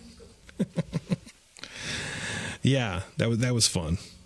So I recommend you go back and watch it because Balor delivered, and then Punk's always great. All right, cool. Next up, looks like we have a match. This is a number one contender for the Intercontinental Championship match. El Grande Americano, not the OG, the current one, versus Penta. So there's an awkward sequence to start this one. There's some cat fight-like slaps to each other's chest in the beginning. I don't think we even get a minute into the match until a commercial break hits. But when we come back, Penta is on the offensive. Grande counters into his submission and then hits a DVD, which is a Death Valley driver, for 2. Penta counters awkwardly into a Penta driver for 2. Grande with a headbutt for 2. Bravo starts to hand the steel plate to Grande, but gets dragged under the ring by the OG Grande, who comes out and hip tosses Rayo across the announce desk. Penta hits a springboard Mexican destroyer, which is really impressive, on a distracted El Grande Americano for the 3 count fall. Post-match, OG Grande attacks the current Grande and tries to unmask him, but Rayo and Bravo help him escape. So, Penta is the number one contender for the Intercontinental Championship. I'm excited. I hope he wins. From that, we have a couple of segments, and then Slick Vic, I'll get your thoughts because I don't have really any notes for these. Judgment Day argue about the segment with Punk earlier. We have an in-ring segment with AJ and Becky Lynch. AJ Lee comes out, and she basically says that she's going to kick Becky's ass and demands that Becky come out. Becky comes out. They have a little bit of a back and forth, whatever. And that's pretty much it. And then we have another backstage segment, Adam Pearce and the Vision, and I have no idea what happened there. I don't think it was too important. Slick Vic, anything on any of these segments or the match? Well, there was a line where Raquel tells Liv, "Come on, let's go touch some grass," and I'm like, I don't know if you've ever heard that term before, but the youngins I work with at my job, whenever they're like making fun of each other for playing too many video games, they're like, "Man, you should go outside and touch some grass." Okay. So I thought that was fun, even though it was not the same context that Liv and Raquel used it. I gotta chuck. I don't know if you heard that term. Go out and touch some grass. Yeah, I've heard it. Okay. The AJ Lee and Becky promo was pretty good. This was a good, strong promo from AJ. She brought up some good points. She said she made the Divas title. I don't know. I mean, she was probably she was definitely one of my favorites, her and Paige, during the whole Divas era. For sure, yeah. They were like the only ones that were carrying that era. Yeah, them two and Nikki Bella, really. Yeah. So, but like that was at a time when the belt meant not much. But regardless, I appreciated the serious approach here. We didn't get silly AJ or psycho AJ. We got serious AJ. So I thought that was cool. Becky had some good zingers with your gift to the division was leaving. Yeah. And Becky making history while AJ was making comic books. That was good. And then I don't have any notes about that backstage promo with the Vision and Pierce, but I don't know if you caught that. There's a video tribute. I mean, next week there's going to be a tribute to AJ Styles. Yes. So, what do you think? Hall of Fame induction or a new backstage position or on-air character? My first question is AJ even going to be there? Or are they just going to sort of play some kind of video package and, I don't know. I'm completely clueless as to what they're going to do. It would be cool if he got a Hall of Fame induction, but, there's a camp that still believe that he may show up somewhere else. There's some people that think he's going to go to AEW. I don't think that's happening. I'm still thinking that he's going to wrestle a little bit in TNA maybe. But maybe he's really done and done for good, and if that's the case and we get a Hall of Fame induction, cool. That would be great if he comes out and says, I like to announce that I've signed a new contract with Total Nonstop Action, Yeah. Total Nonstop Action Wrestling. I mean, that would put them over big time, really. But I don't know. Yeah. That's what I think, because he really started there. I mean, he didn't start there, but like that's where he made a name for himself. Yes.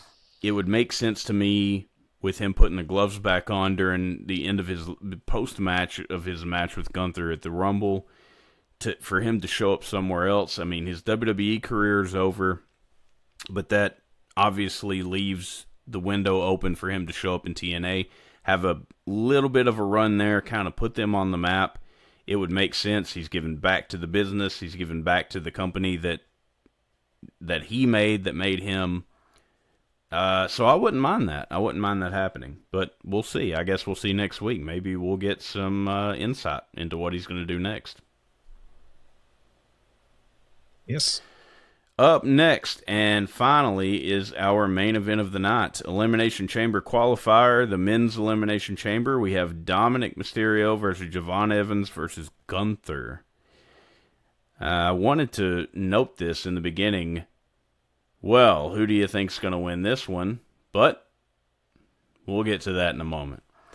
First few minutes, we have Javon failing to mount any kind of meaningful offense on Gunther, while Dom pretty much spends most of the time running away.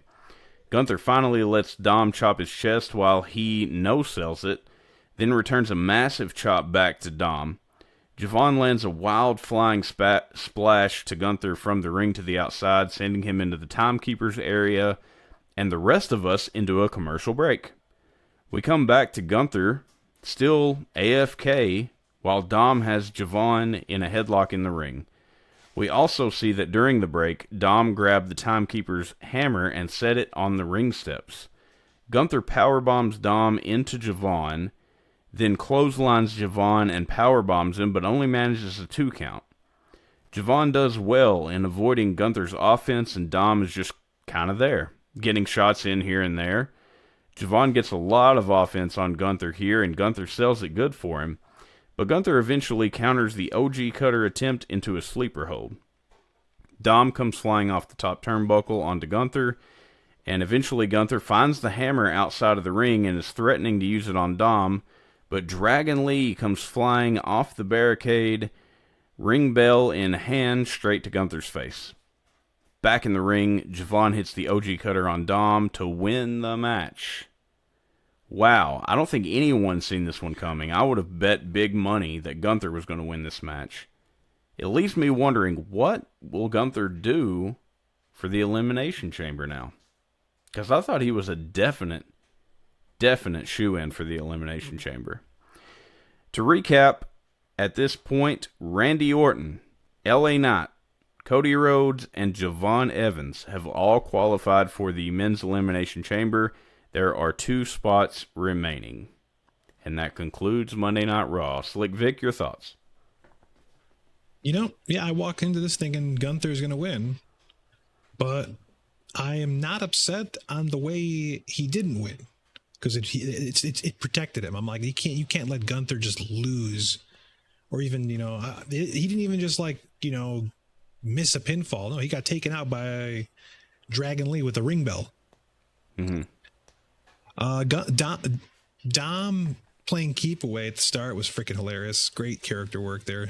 Javon, your boy, does a little bounce and then gets chopped. Someone's like, nope. Yeah. But Javon is indeed bouncy. Very bouncy. I like seeing Gunther basically take his time and almost play with the other two, and he, no selling their offense like he came off like Mr. X from Resident Evil 2 at times, just kind of like that tickles. Yeah. And I think they should keep Gunther from taking a pinfall or submission for a while. So I'm fine with him not winning since he was still protected. Yeah, good point. Good point. And that concludes Monday Night Raw, ladies and gentlemen. Up next, we have the review of Unreal Season 2. Before we do that, Slick Vic, I would like to take a pause for the cause. And we will be right back in just a few moments, ladies and gentlemen. Don't go anywhere. All right, ladies and gentlemen, we are back from that pause for the cause, the last pause for the cause of the night, to our main event. We're going to be talking about some Unreal Season 2, and I believe Slick Vic here is going to talk us through it. So, Slick Vic, if you would. All right, so let me start off right off the bat and say, before I saw this show, I read a lot about some controversial moments, and to me, a lot of it was much ado about nothing. I don't know if you feel the same way, but let's get to it. For the first episode, the big thing I remember is they were talking about Gunther losing to Pat McAfee. I believe it was Bruce Pritchard pitched the idea, thinking, Gunther beating Pat McAfee would be too predictable. And I'm like, so you want Pat to just beat him? You want Pat to beat Gunther? Yeah. I mean, I like Bruce, but I ain't a booker. But at the same time, like, really? I think there comes a point in time where these people, they want to do something shocking. But you can't do something shocking if it doesn't make sense. And that makes absolutely no sense. I mean, Gunther just had a shocking loss to Jey Uso the previous month at WrestleMania, where he tapped out to the sleeper hold. Yeah, and but you want to just feed him to Pat McAfee. Feed him to a non-wrestler. I mean, Jey Uso had the momentum going for him. Obviously, we know Jey Uso wasn't gonna... It had to be Jey Uso's best day and Gunther's off day for that to happen. And apparently I can believe that. I can buy that. I can't buy Pat McAfee beating Gunther. Now, but here's the thing. I was fine with what we got. I was fine with the somewhat competitive match where even at the end, like, Gunther kind of like tipped his hat towards Pat for his efforts. Yeah. I was fine with that. Yeah, for sure. Let me ask you this, man. Would you like to work in the gorilla position? Sure. Yeah, absolutely. I mean, rather than sling milk all day, yeah, absolutely. I mean, it looks like a fun but very stressful job. But fuck it, I want to be part of that gang, that crew. Yeah, sure. Yeah. There was I got a couple little notes here, like there. I think they mentioned like Becky's nose being broken was her Stone Cold Steve Austin moment. Yeah, I agree. Yeah. It was great for Lyra to be able to team with Becky after being inspired by her. That was a nice little thing. And Seth's name came from Dusty, or he got said something about Dusty in his name. He's like, oh, I love that name, Seth Rollins, something like that. Yeah. That's all I got on season 1. Shall we move on to season 2, or do you got anything else you want to? Anything you remember? Right off the top, I mean, so episode 1, that didn't include the Becky Lynch and Lyra match, did it? No. Okay. Then we can move on. Then we can move on, yes. Yeah. So season 2 centered on episode 2 centered on two things. First was R-Truth's release and Naomi's walkout, her return. Yeah. Yeah. So R-Truth. I still don't know how much honesty is being said here. Like, did they really release him, or was this all just a work? Triple H said they were trying to renegotiate his contract, and they couldn't come to an agreement. So Truth decided to post a tweet saying he got let go.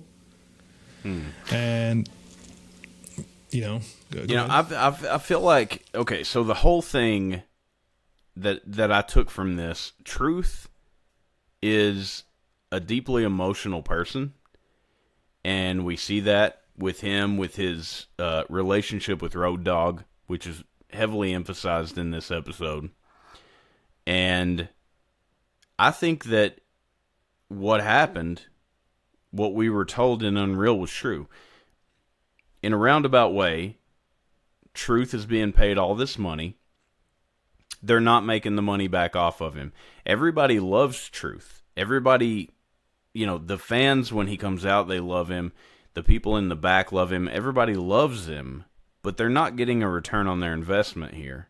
So they wanted to renegotiate the contract for less money. That's what I took from it. They don't want to pay him as much as they're paying him. And he decided that he wasn't going to respond to that. And then Triple H was like, okay, well, we're going to let your contract lapse. So basically they were forcing him to agree to less money. And he took that as, well, then I'm released. So he jumped the gun, jumped on social media, said he was fired. He was never actually fired. I do believe that.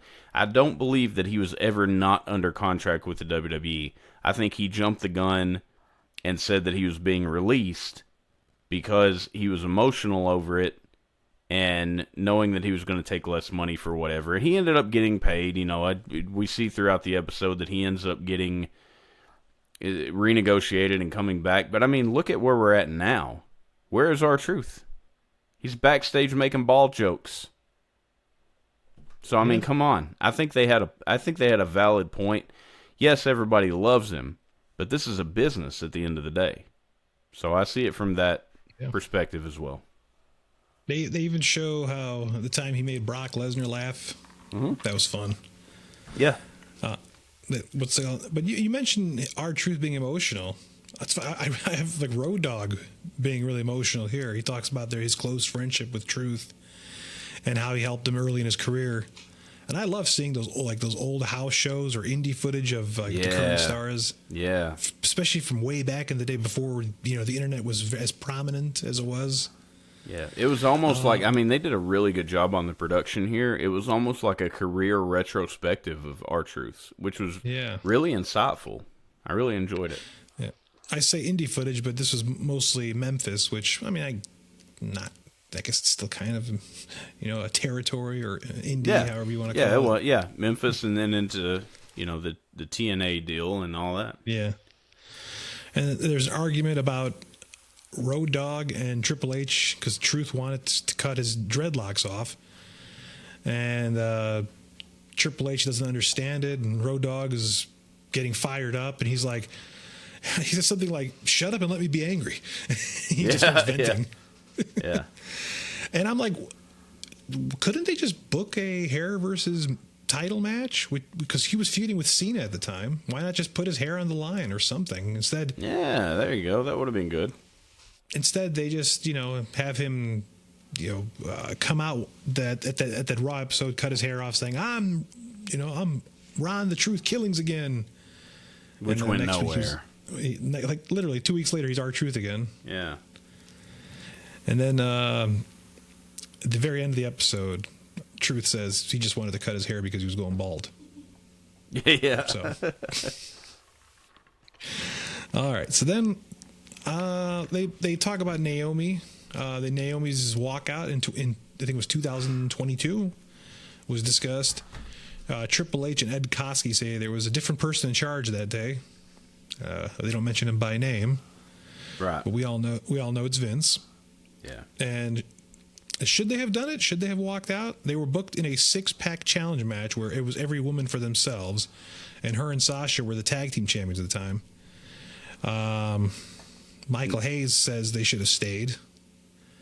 But I don't know. I mean, do you have an opinion one way or the other if they should have walked out over that? Or no, absolutely not. This is it's their job to do whatever is asked of them to do. You don't walk out because you're not happy with creative. I'm sorry, but that's just not what you do as a professional wrestler. And we've seen a lot of people do it over the course of the years. It's not just Naomi and Sasha Banks. Stone Cold Steve Austin, infamous for taking his ball and going home, as JR would say. This was, I don't think that you do that under any circumstances. You do what's asked of you. If you're not satisfied at the end of it, you have the opportunity to go home, whatever. You are not in control of this narrative, or else it turns into, WCW circa 1999, 2000. That don't work for me, brother. Yeah, exactly. I don't think Sasha or Naomi had that stroke. Exactly.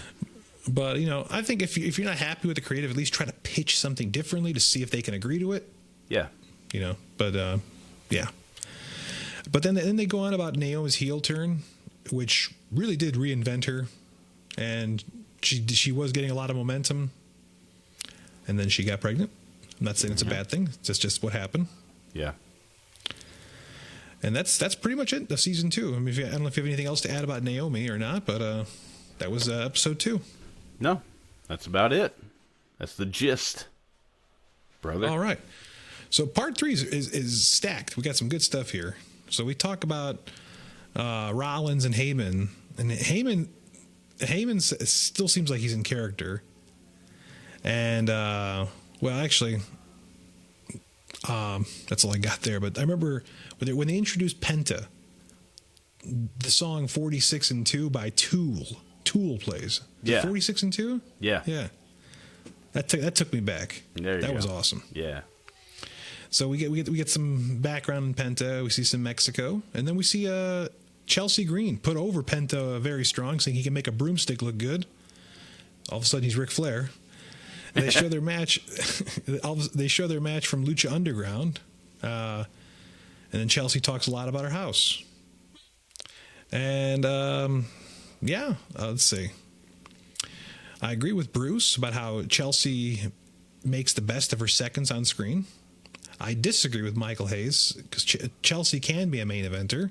Yes. But, he does respect her talent. He did say that. And then backstage they talk hard about Braun Breaker being a future main eventer. Like there's a lot of talk. Like everyone backstage is like, this guy's going to be our guy. Rollins is like, it's our job to make sure the future's in good hands. And we see good things in Braun Breaker. And then we cut back to Penta, who's got a wrestling school in Mexico, which doesn't appear to have an age limit. That's right. Hey, but some of those kids are doing better than a lot of the adults that we see these days, man. They're working their ass off. Hell yeah. I mean, when I was like 8 years old, I wanted to be a wrestler. And hell yeah. If I was in Mexico, I could have gone to wrestling school, man. Fuck. There you go. I would have been right there with them. Right. By the way, and then they start talking about Money in the Bank and Welcome to the Jungle by Guns N' Roses played. Man, I wonder how much they had to pay for that one. Anyways, I liked seeing the magic of the Money in the Bank match. What's it called? It looked like they had to change the finish on the fly though, because there was this big moment where LA Knight was supposed to get tangled up with Seth Rollins at the top of a ladder to create some drama, but LA Knight missed his mark. So Seth is just up there waiting for a bit, and then he just grabs the briefcase anyways. And then we see this moment where it looks like LA Knight is being chastised by Triple H, and I didn't see it that way at all. I mean, LA Knight just missed his spot. Triple H is like, bro, that was for you. Yeah. And I don't know, because LA the body language LA Knight was having, where he was kind of like hunched over and just nodding like sadly. I don't know. What did you think of that whole bit with LA Knight and Triple H? I think that the show tried to make a bigger deal out of it than it actually was. And I did not like that. I mean, I am an LA Knight fan, but they really tried to make it seem like LA Knight fucked up here, when I don't think LA Knight fucked up. I think that they had a finish in mind, and they changed it last minute. And to me, it seems like LA Knight went with the original finish, where he pulled Seth Rollins off of the ladder, and then they wrestled a little bit, and then Seth climbs up and grabs the briefcase. I don't think it was as big a deal as they made it out to be, especially considering that Seth was the one that was going over. I mean, LA Knight wasn't going over. It's not like he fucked up his own win here. He wasn't winning. So I think they made a bigger deal out of that one little spot than really mattered in the end. Yeah.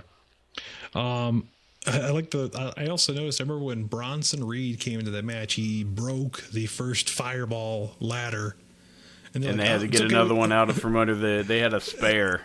Yeah, it's like, good thing we got a backup one. Yep. And Chris Park, Abyss, makes an appearance here. Do you remember Abyss? Chris Park? He wears his heart in his sleeve, doesn't he? Oh my God. constantly apologizing to Triple H. Yeah, and this is a thing where, if I can say just for a moment, and we didn't cover Season 1, but it was also apparent in Season 1 of Unreal how much Chris Park is just craving people's acceptance and wanting to do good for this and wanting to do... It's almost too much. It's almost sad. Like, you don't want to see this guy groveling so much to these people. Like, but it's a lot. It's a lot. Yeah. And he's just like, I just want to make you happy. I just want to do the right thing. I just want to do this. And it's like, goddamn. Like, the day he gets fired, he's killing himself. 100%. I remember, even Triple H is like, we talk about it out here, but when they're out there live, it's on them. It's not on you anymore. Yeah, yeah. So I think he does good though as a producer. I think and obviously he's producing some of these main event matches, especially something like the Money in the Bank, which is a chaotic fucking match to produce. But he's in charge of it. There's a reason he's in charge of it, because he's good at stuff like that. And so, yeah, it's a bit much seeing him grovel so much, like I said, but, he does a good job. I think he does a good job in his spot. The last two notes I got here are unrelated to each other, but there's this one scene where they're in the writer's room and Paul Heyman says, Penta is over like a motherfucker. Yeah. And I'm like, hey, man, put some more gasoline on that guy. Absolutely. Hell yeah. And then they show the scene where Charles Robinson recreates his long run to the ring in that Saudi Arabia match, only to get bulldozed by John Cena as he's about to slide into the ring. That was awesome. I loved that.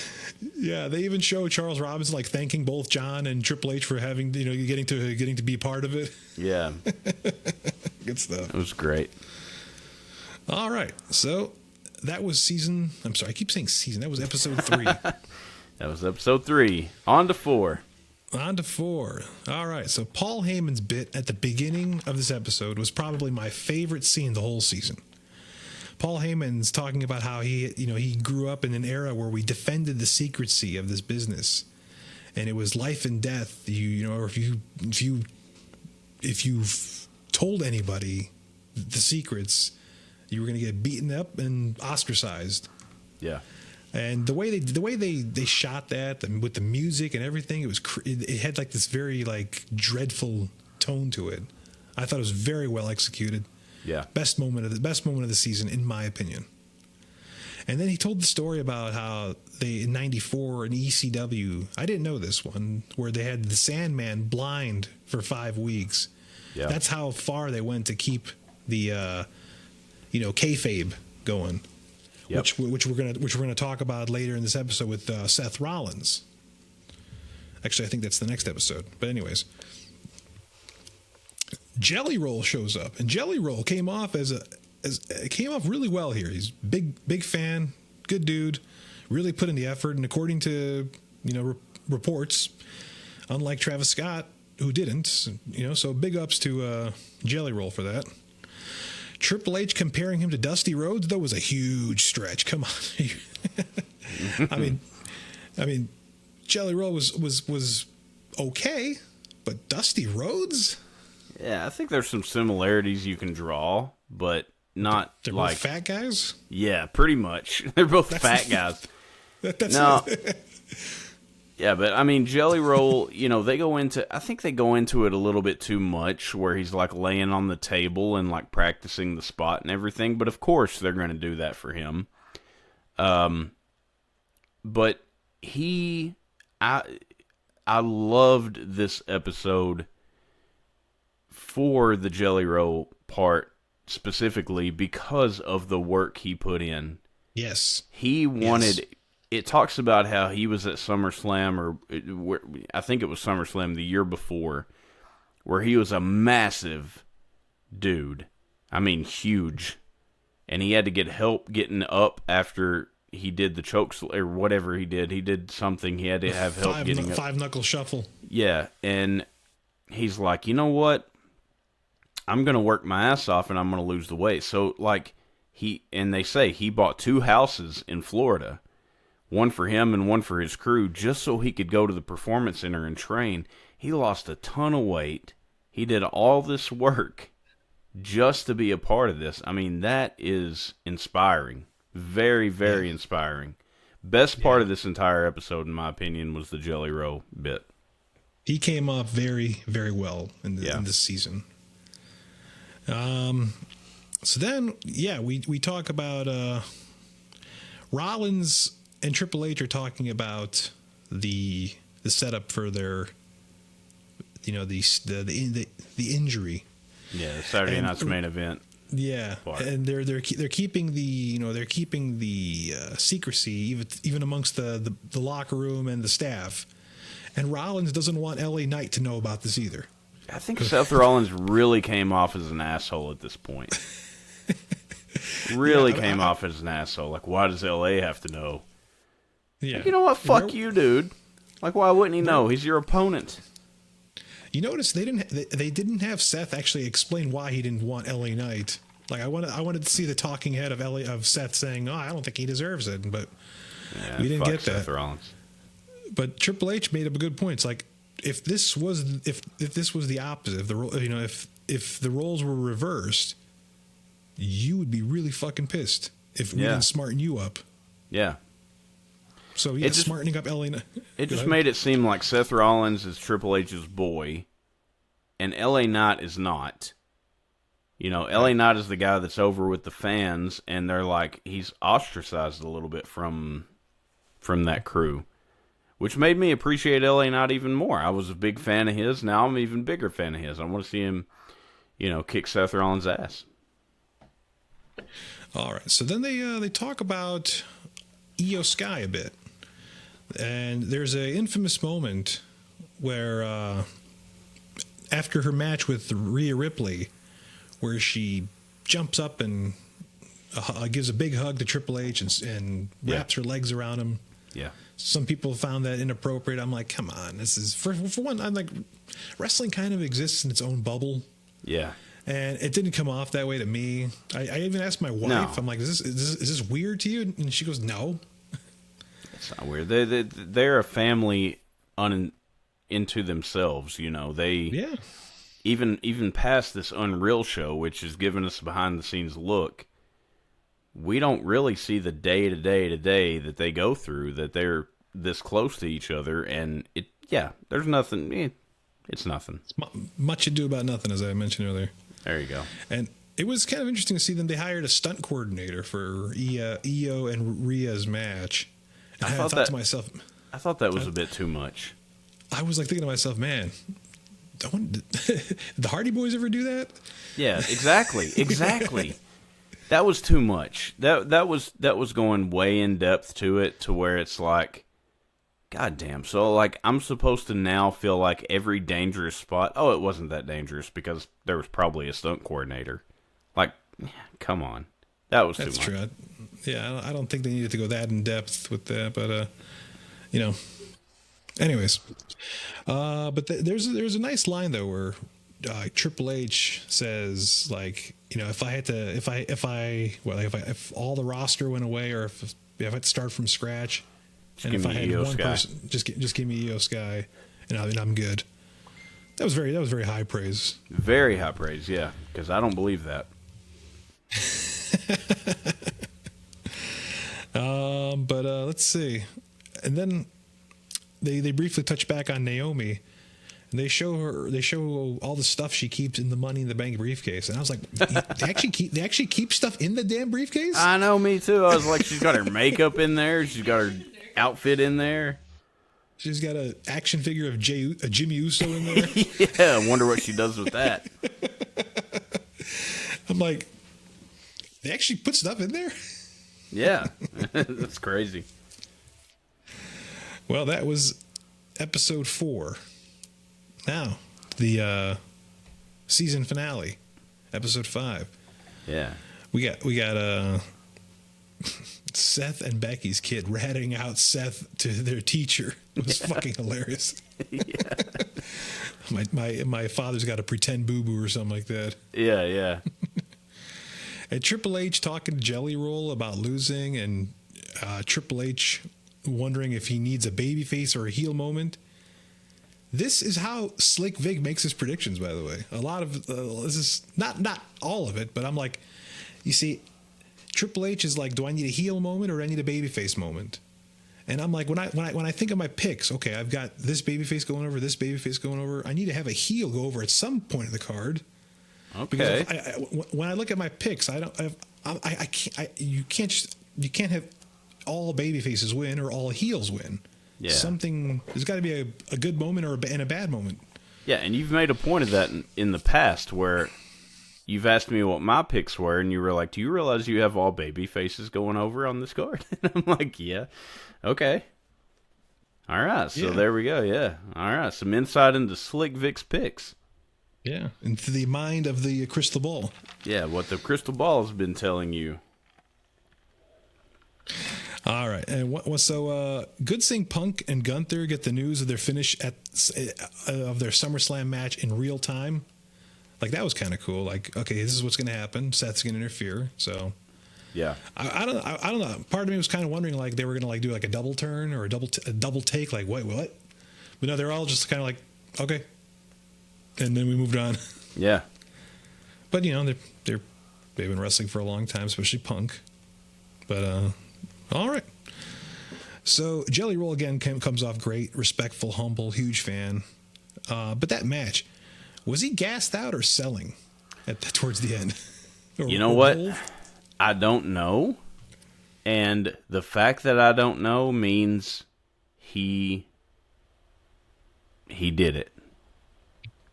I remember because I as I was watching this clip, I remembered watching that match, and I'm like, I remember Jelly just taking forever to get back in the ring, and I'm like, are they going to do this or what? Are they letting him catch his breath, or is he having second thoughts, or are they just milking the crowd reaction?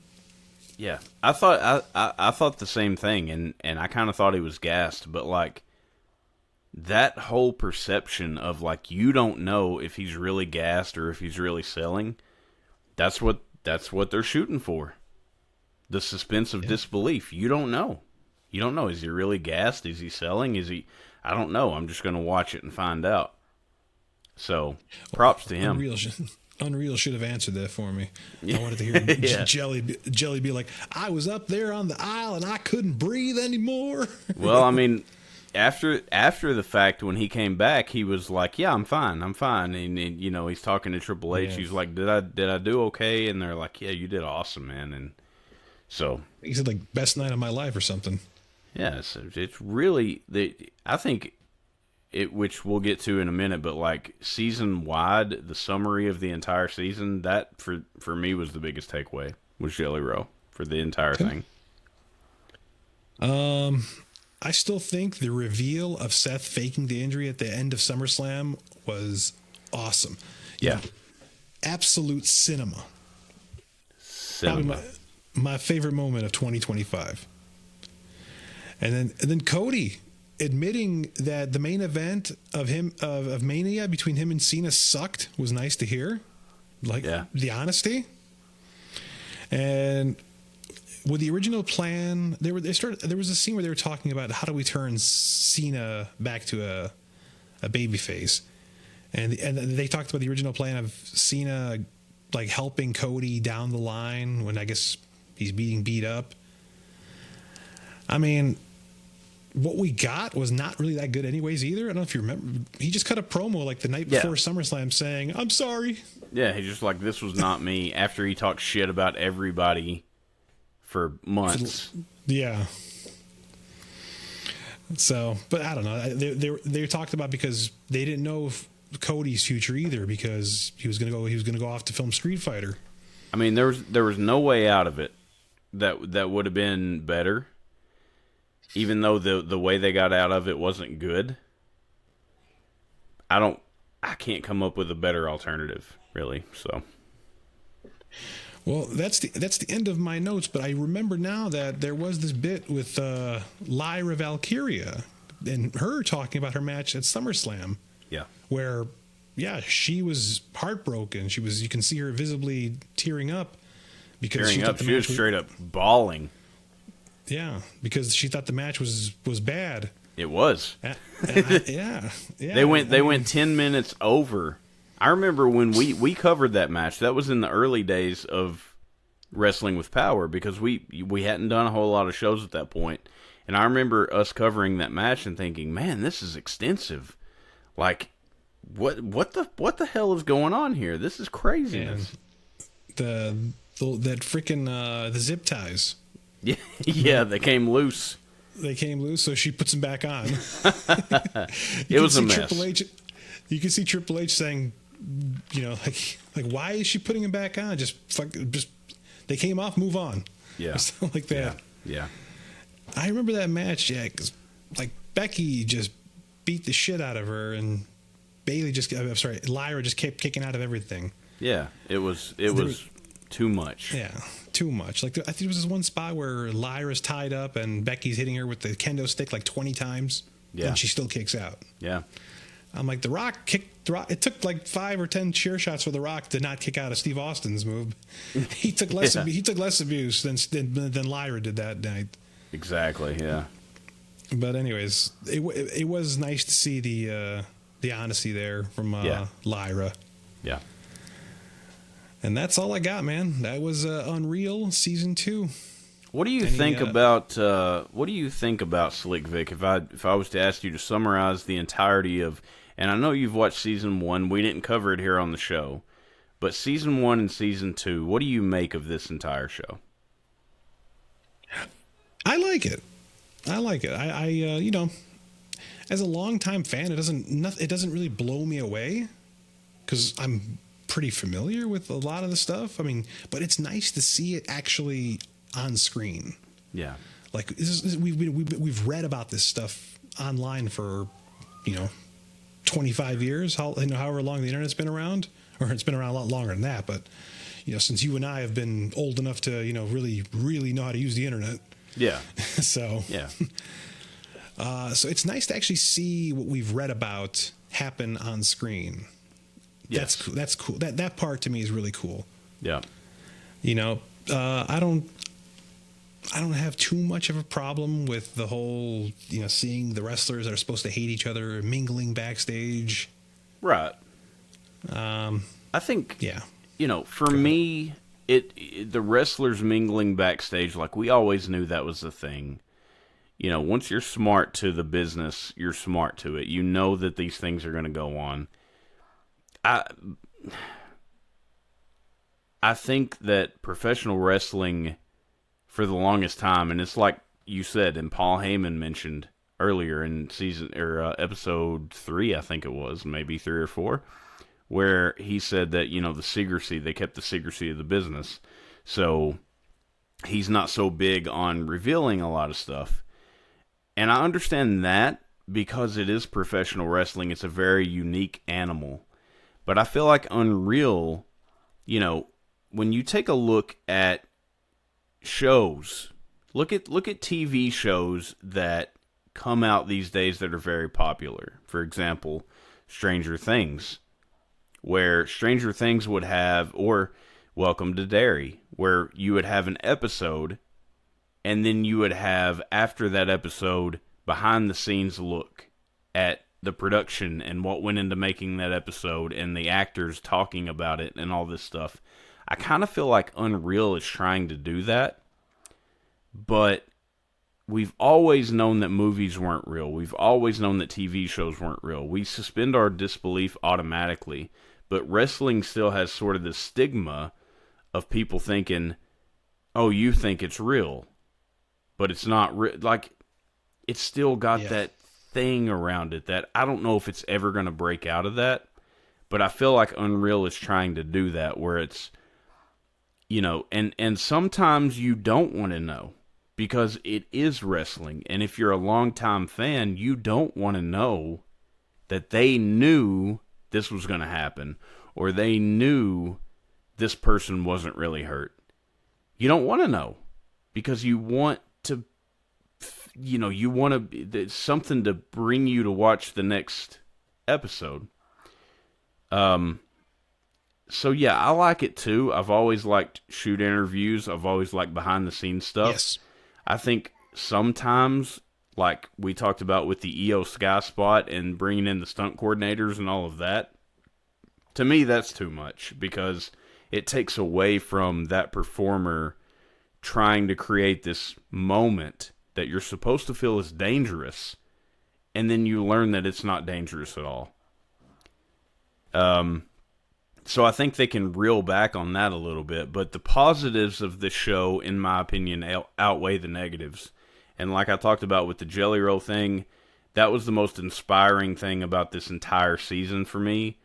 Seeing him lose all that weight, working at the Performance Center, taking time out of his schedule, being a musician on the road, buying houses, and being in the ring and losing the weight and wanting to look good and wanting to do good for everybody. That was inspiring. That was my favorite part of the entirety of this season. Despite all the backstage stuff that we got to see and hear, that was my biggest takeaway. That was my favorite part of the whole thing. So, but thank you very much, Slick Vic, for that walkthrough of Season 2 of Unreal, and I'm sure that we will be watching Season 3, which has already been approved, I believe. Yeah. And we'll be watching that as the days and months go on. And we'll be reporting it right here on Wrestling with Power with all of our great fans. But for now, we got to give you a little bit of a Undertaker gong. And when you hear the Undertaker's gong, you want to get the hell out of town, which is what me and Slick Vic want to do right now. So hopefully you've enjoyed our episode, our Star Trek talk, all of this week's WWE news and reviews, Unreal Season 2. Next week, if I can pull up my notes here, because we have had a couple of episodes where we've got to relax a little bit and do some fun stuff post Royal Rumble season. But next week we are right into the Elimination Chamber season. The Elimination Chamber is taking place on February the 28th. Also, Resident Evil 9 comes out on the 27th, so Slick Vic and I are going to be busy. But we're still going to be here on Wrestling with Power. Next week, Tuesday, February the 24th, we're going to have a retro review. We haven't decided quite yet what that retro review is going to be, but stay tuned. Follow us on Facebook to make sure that you're in the know as far as what we are going to be reviewing. And we also have Slick Vic's picks for Elimination Chamber. He's going to be breaking out the crystal ball once again to tell us what is going to happen at Elimination Chamber, because he is Mr. Perfect. He is the all-knowing, all-seeing eye, the eye of truth, if you will. And so after that, we have the Elimination Chamber review, and, we're on the road to WrestleMania, so it's going to be a busy next couple of months for us here at Wrestling with Power. Make sure you join us. Follow us on Facebook, where we are live every Tuesday. You can join in the discussion. Facebook.com/WrestlingWithPower. Over on YouTube, we always put up our videos edited down for your viewing pleasure. YouTube.com/@WrestlingWithPower. And, of course, on Spotify. Just search us up on Spotify, Wrestling with Power, where you can see all the episodes going back to day one-ish. Slick Vic, if you would play us out, sir. Thank you for listening, and I wish you all the best in your future endeavors. Goodbye, everybody. Have a good one.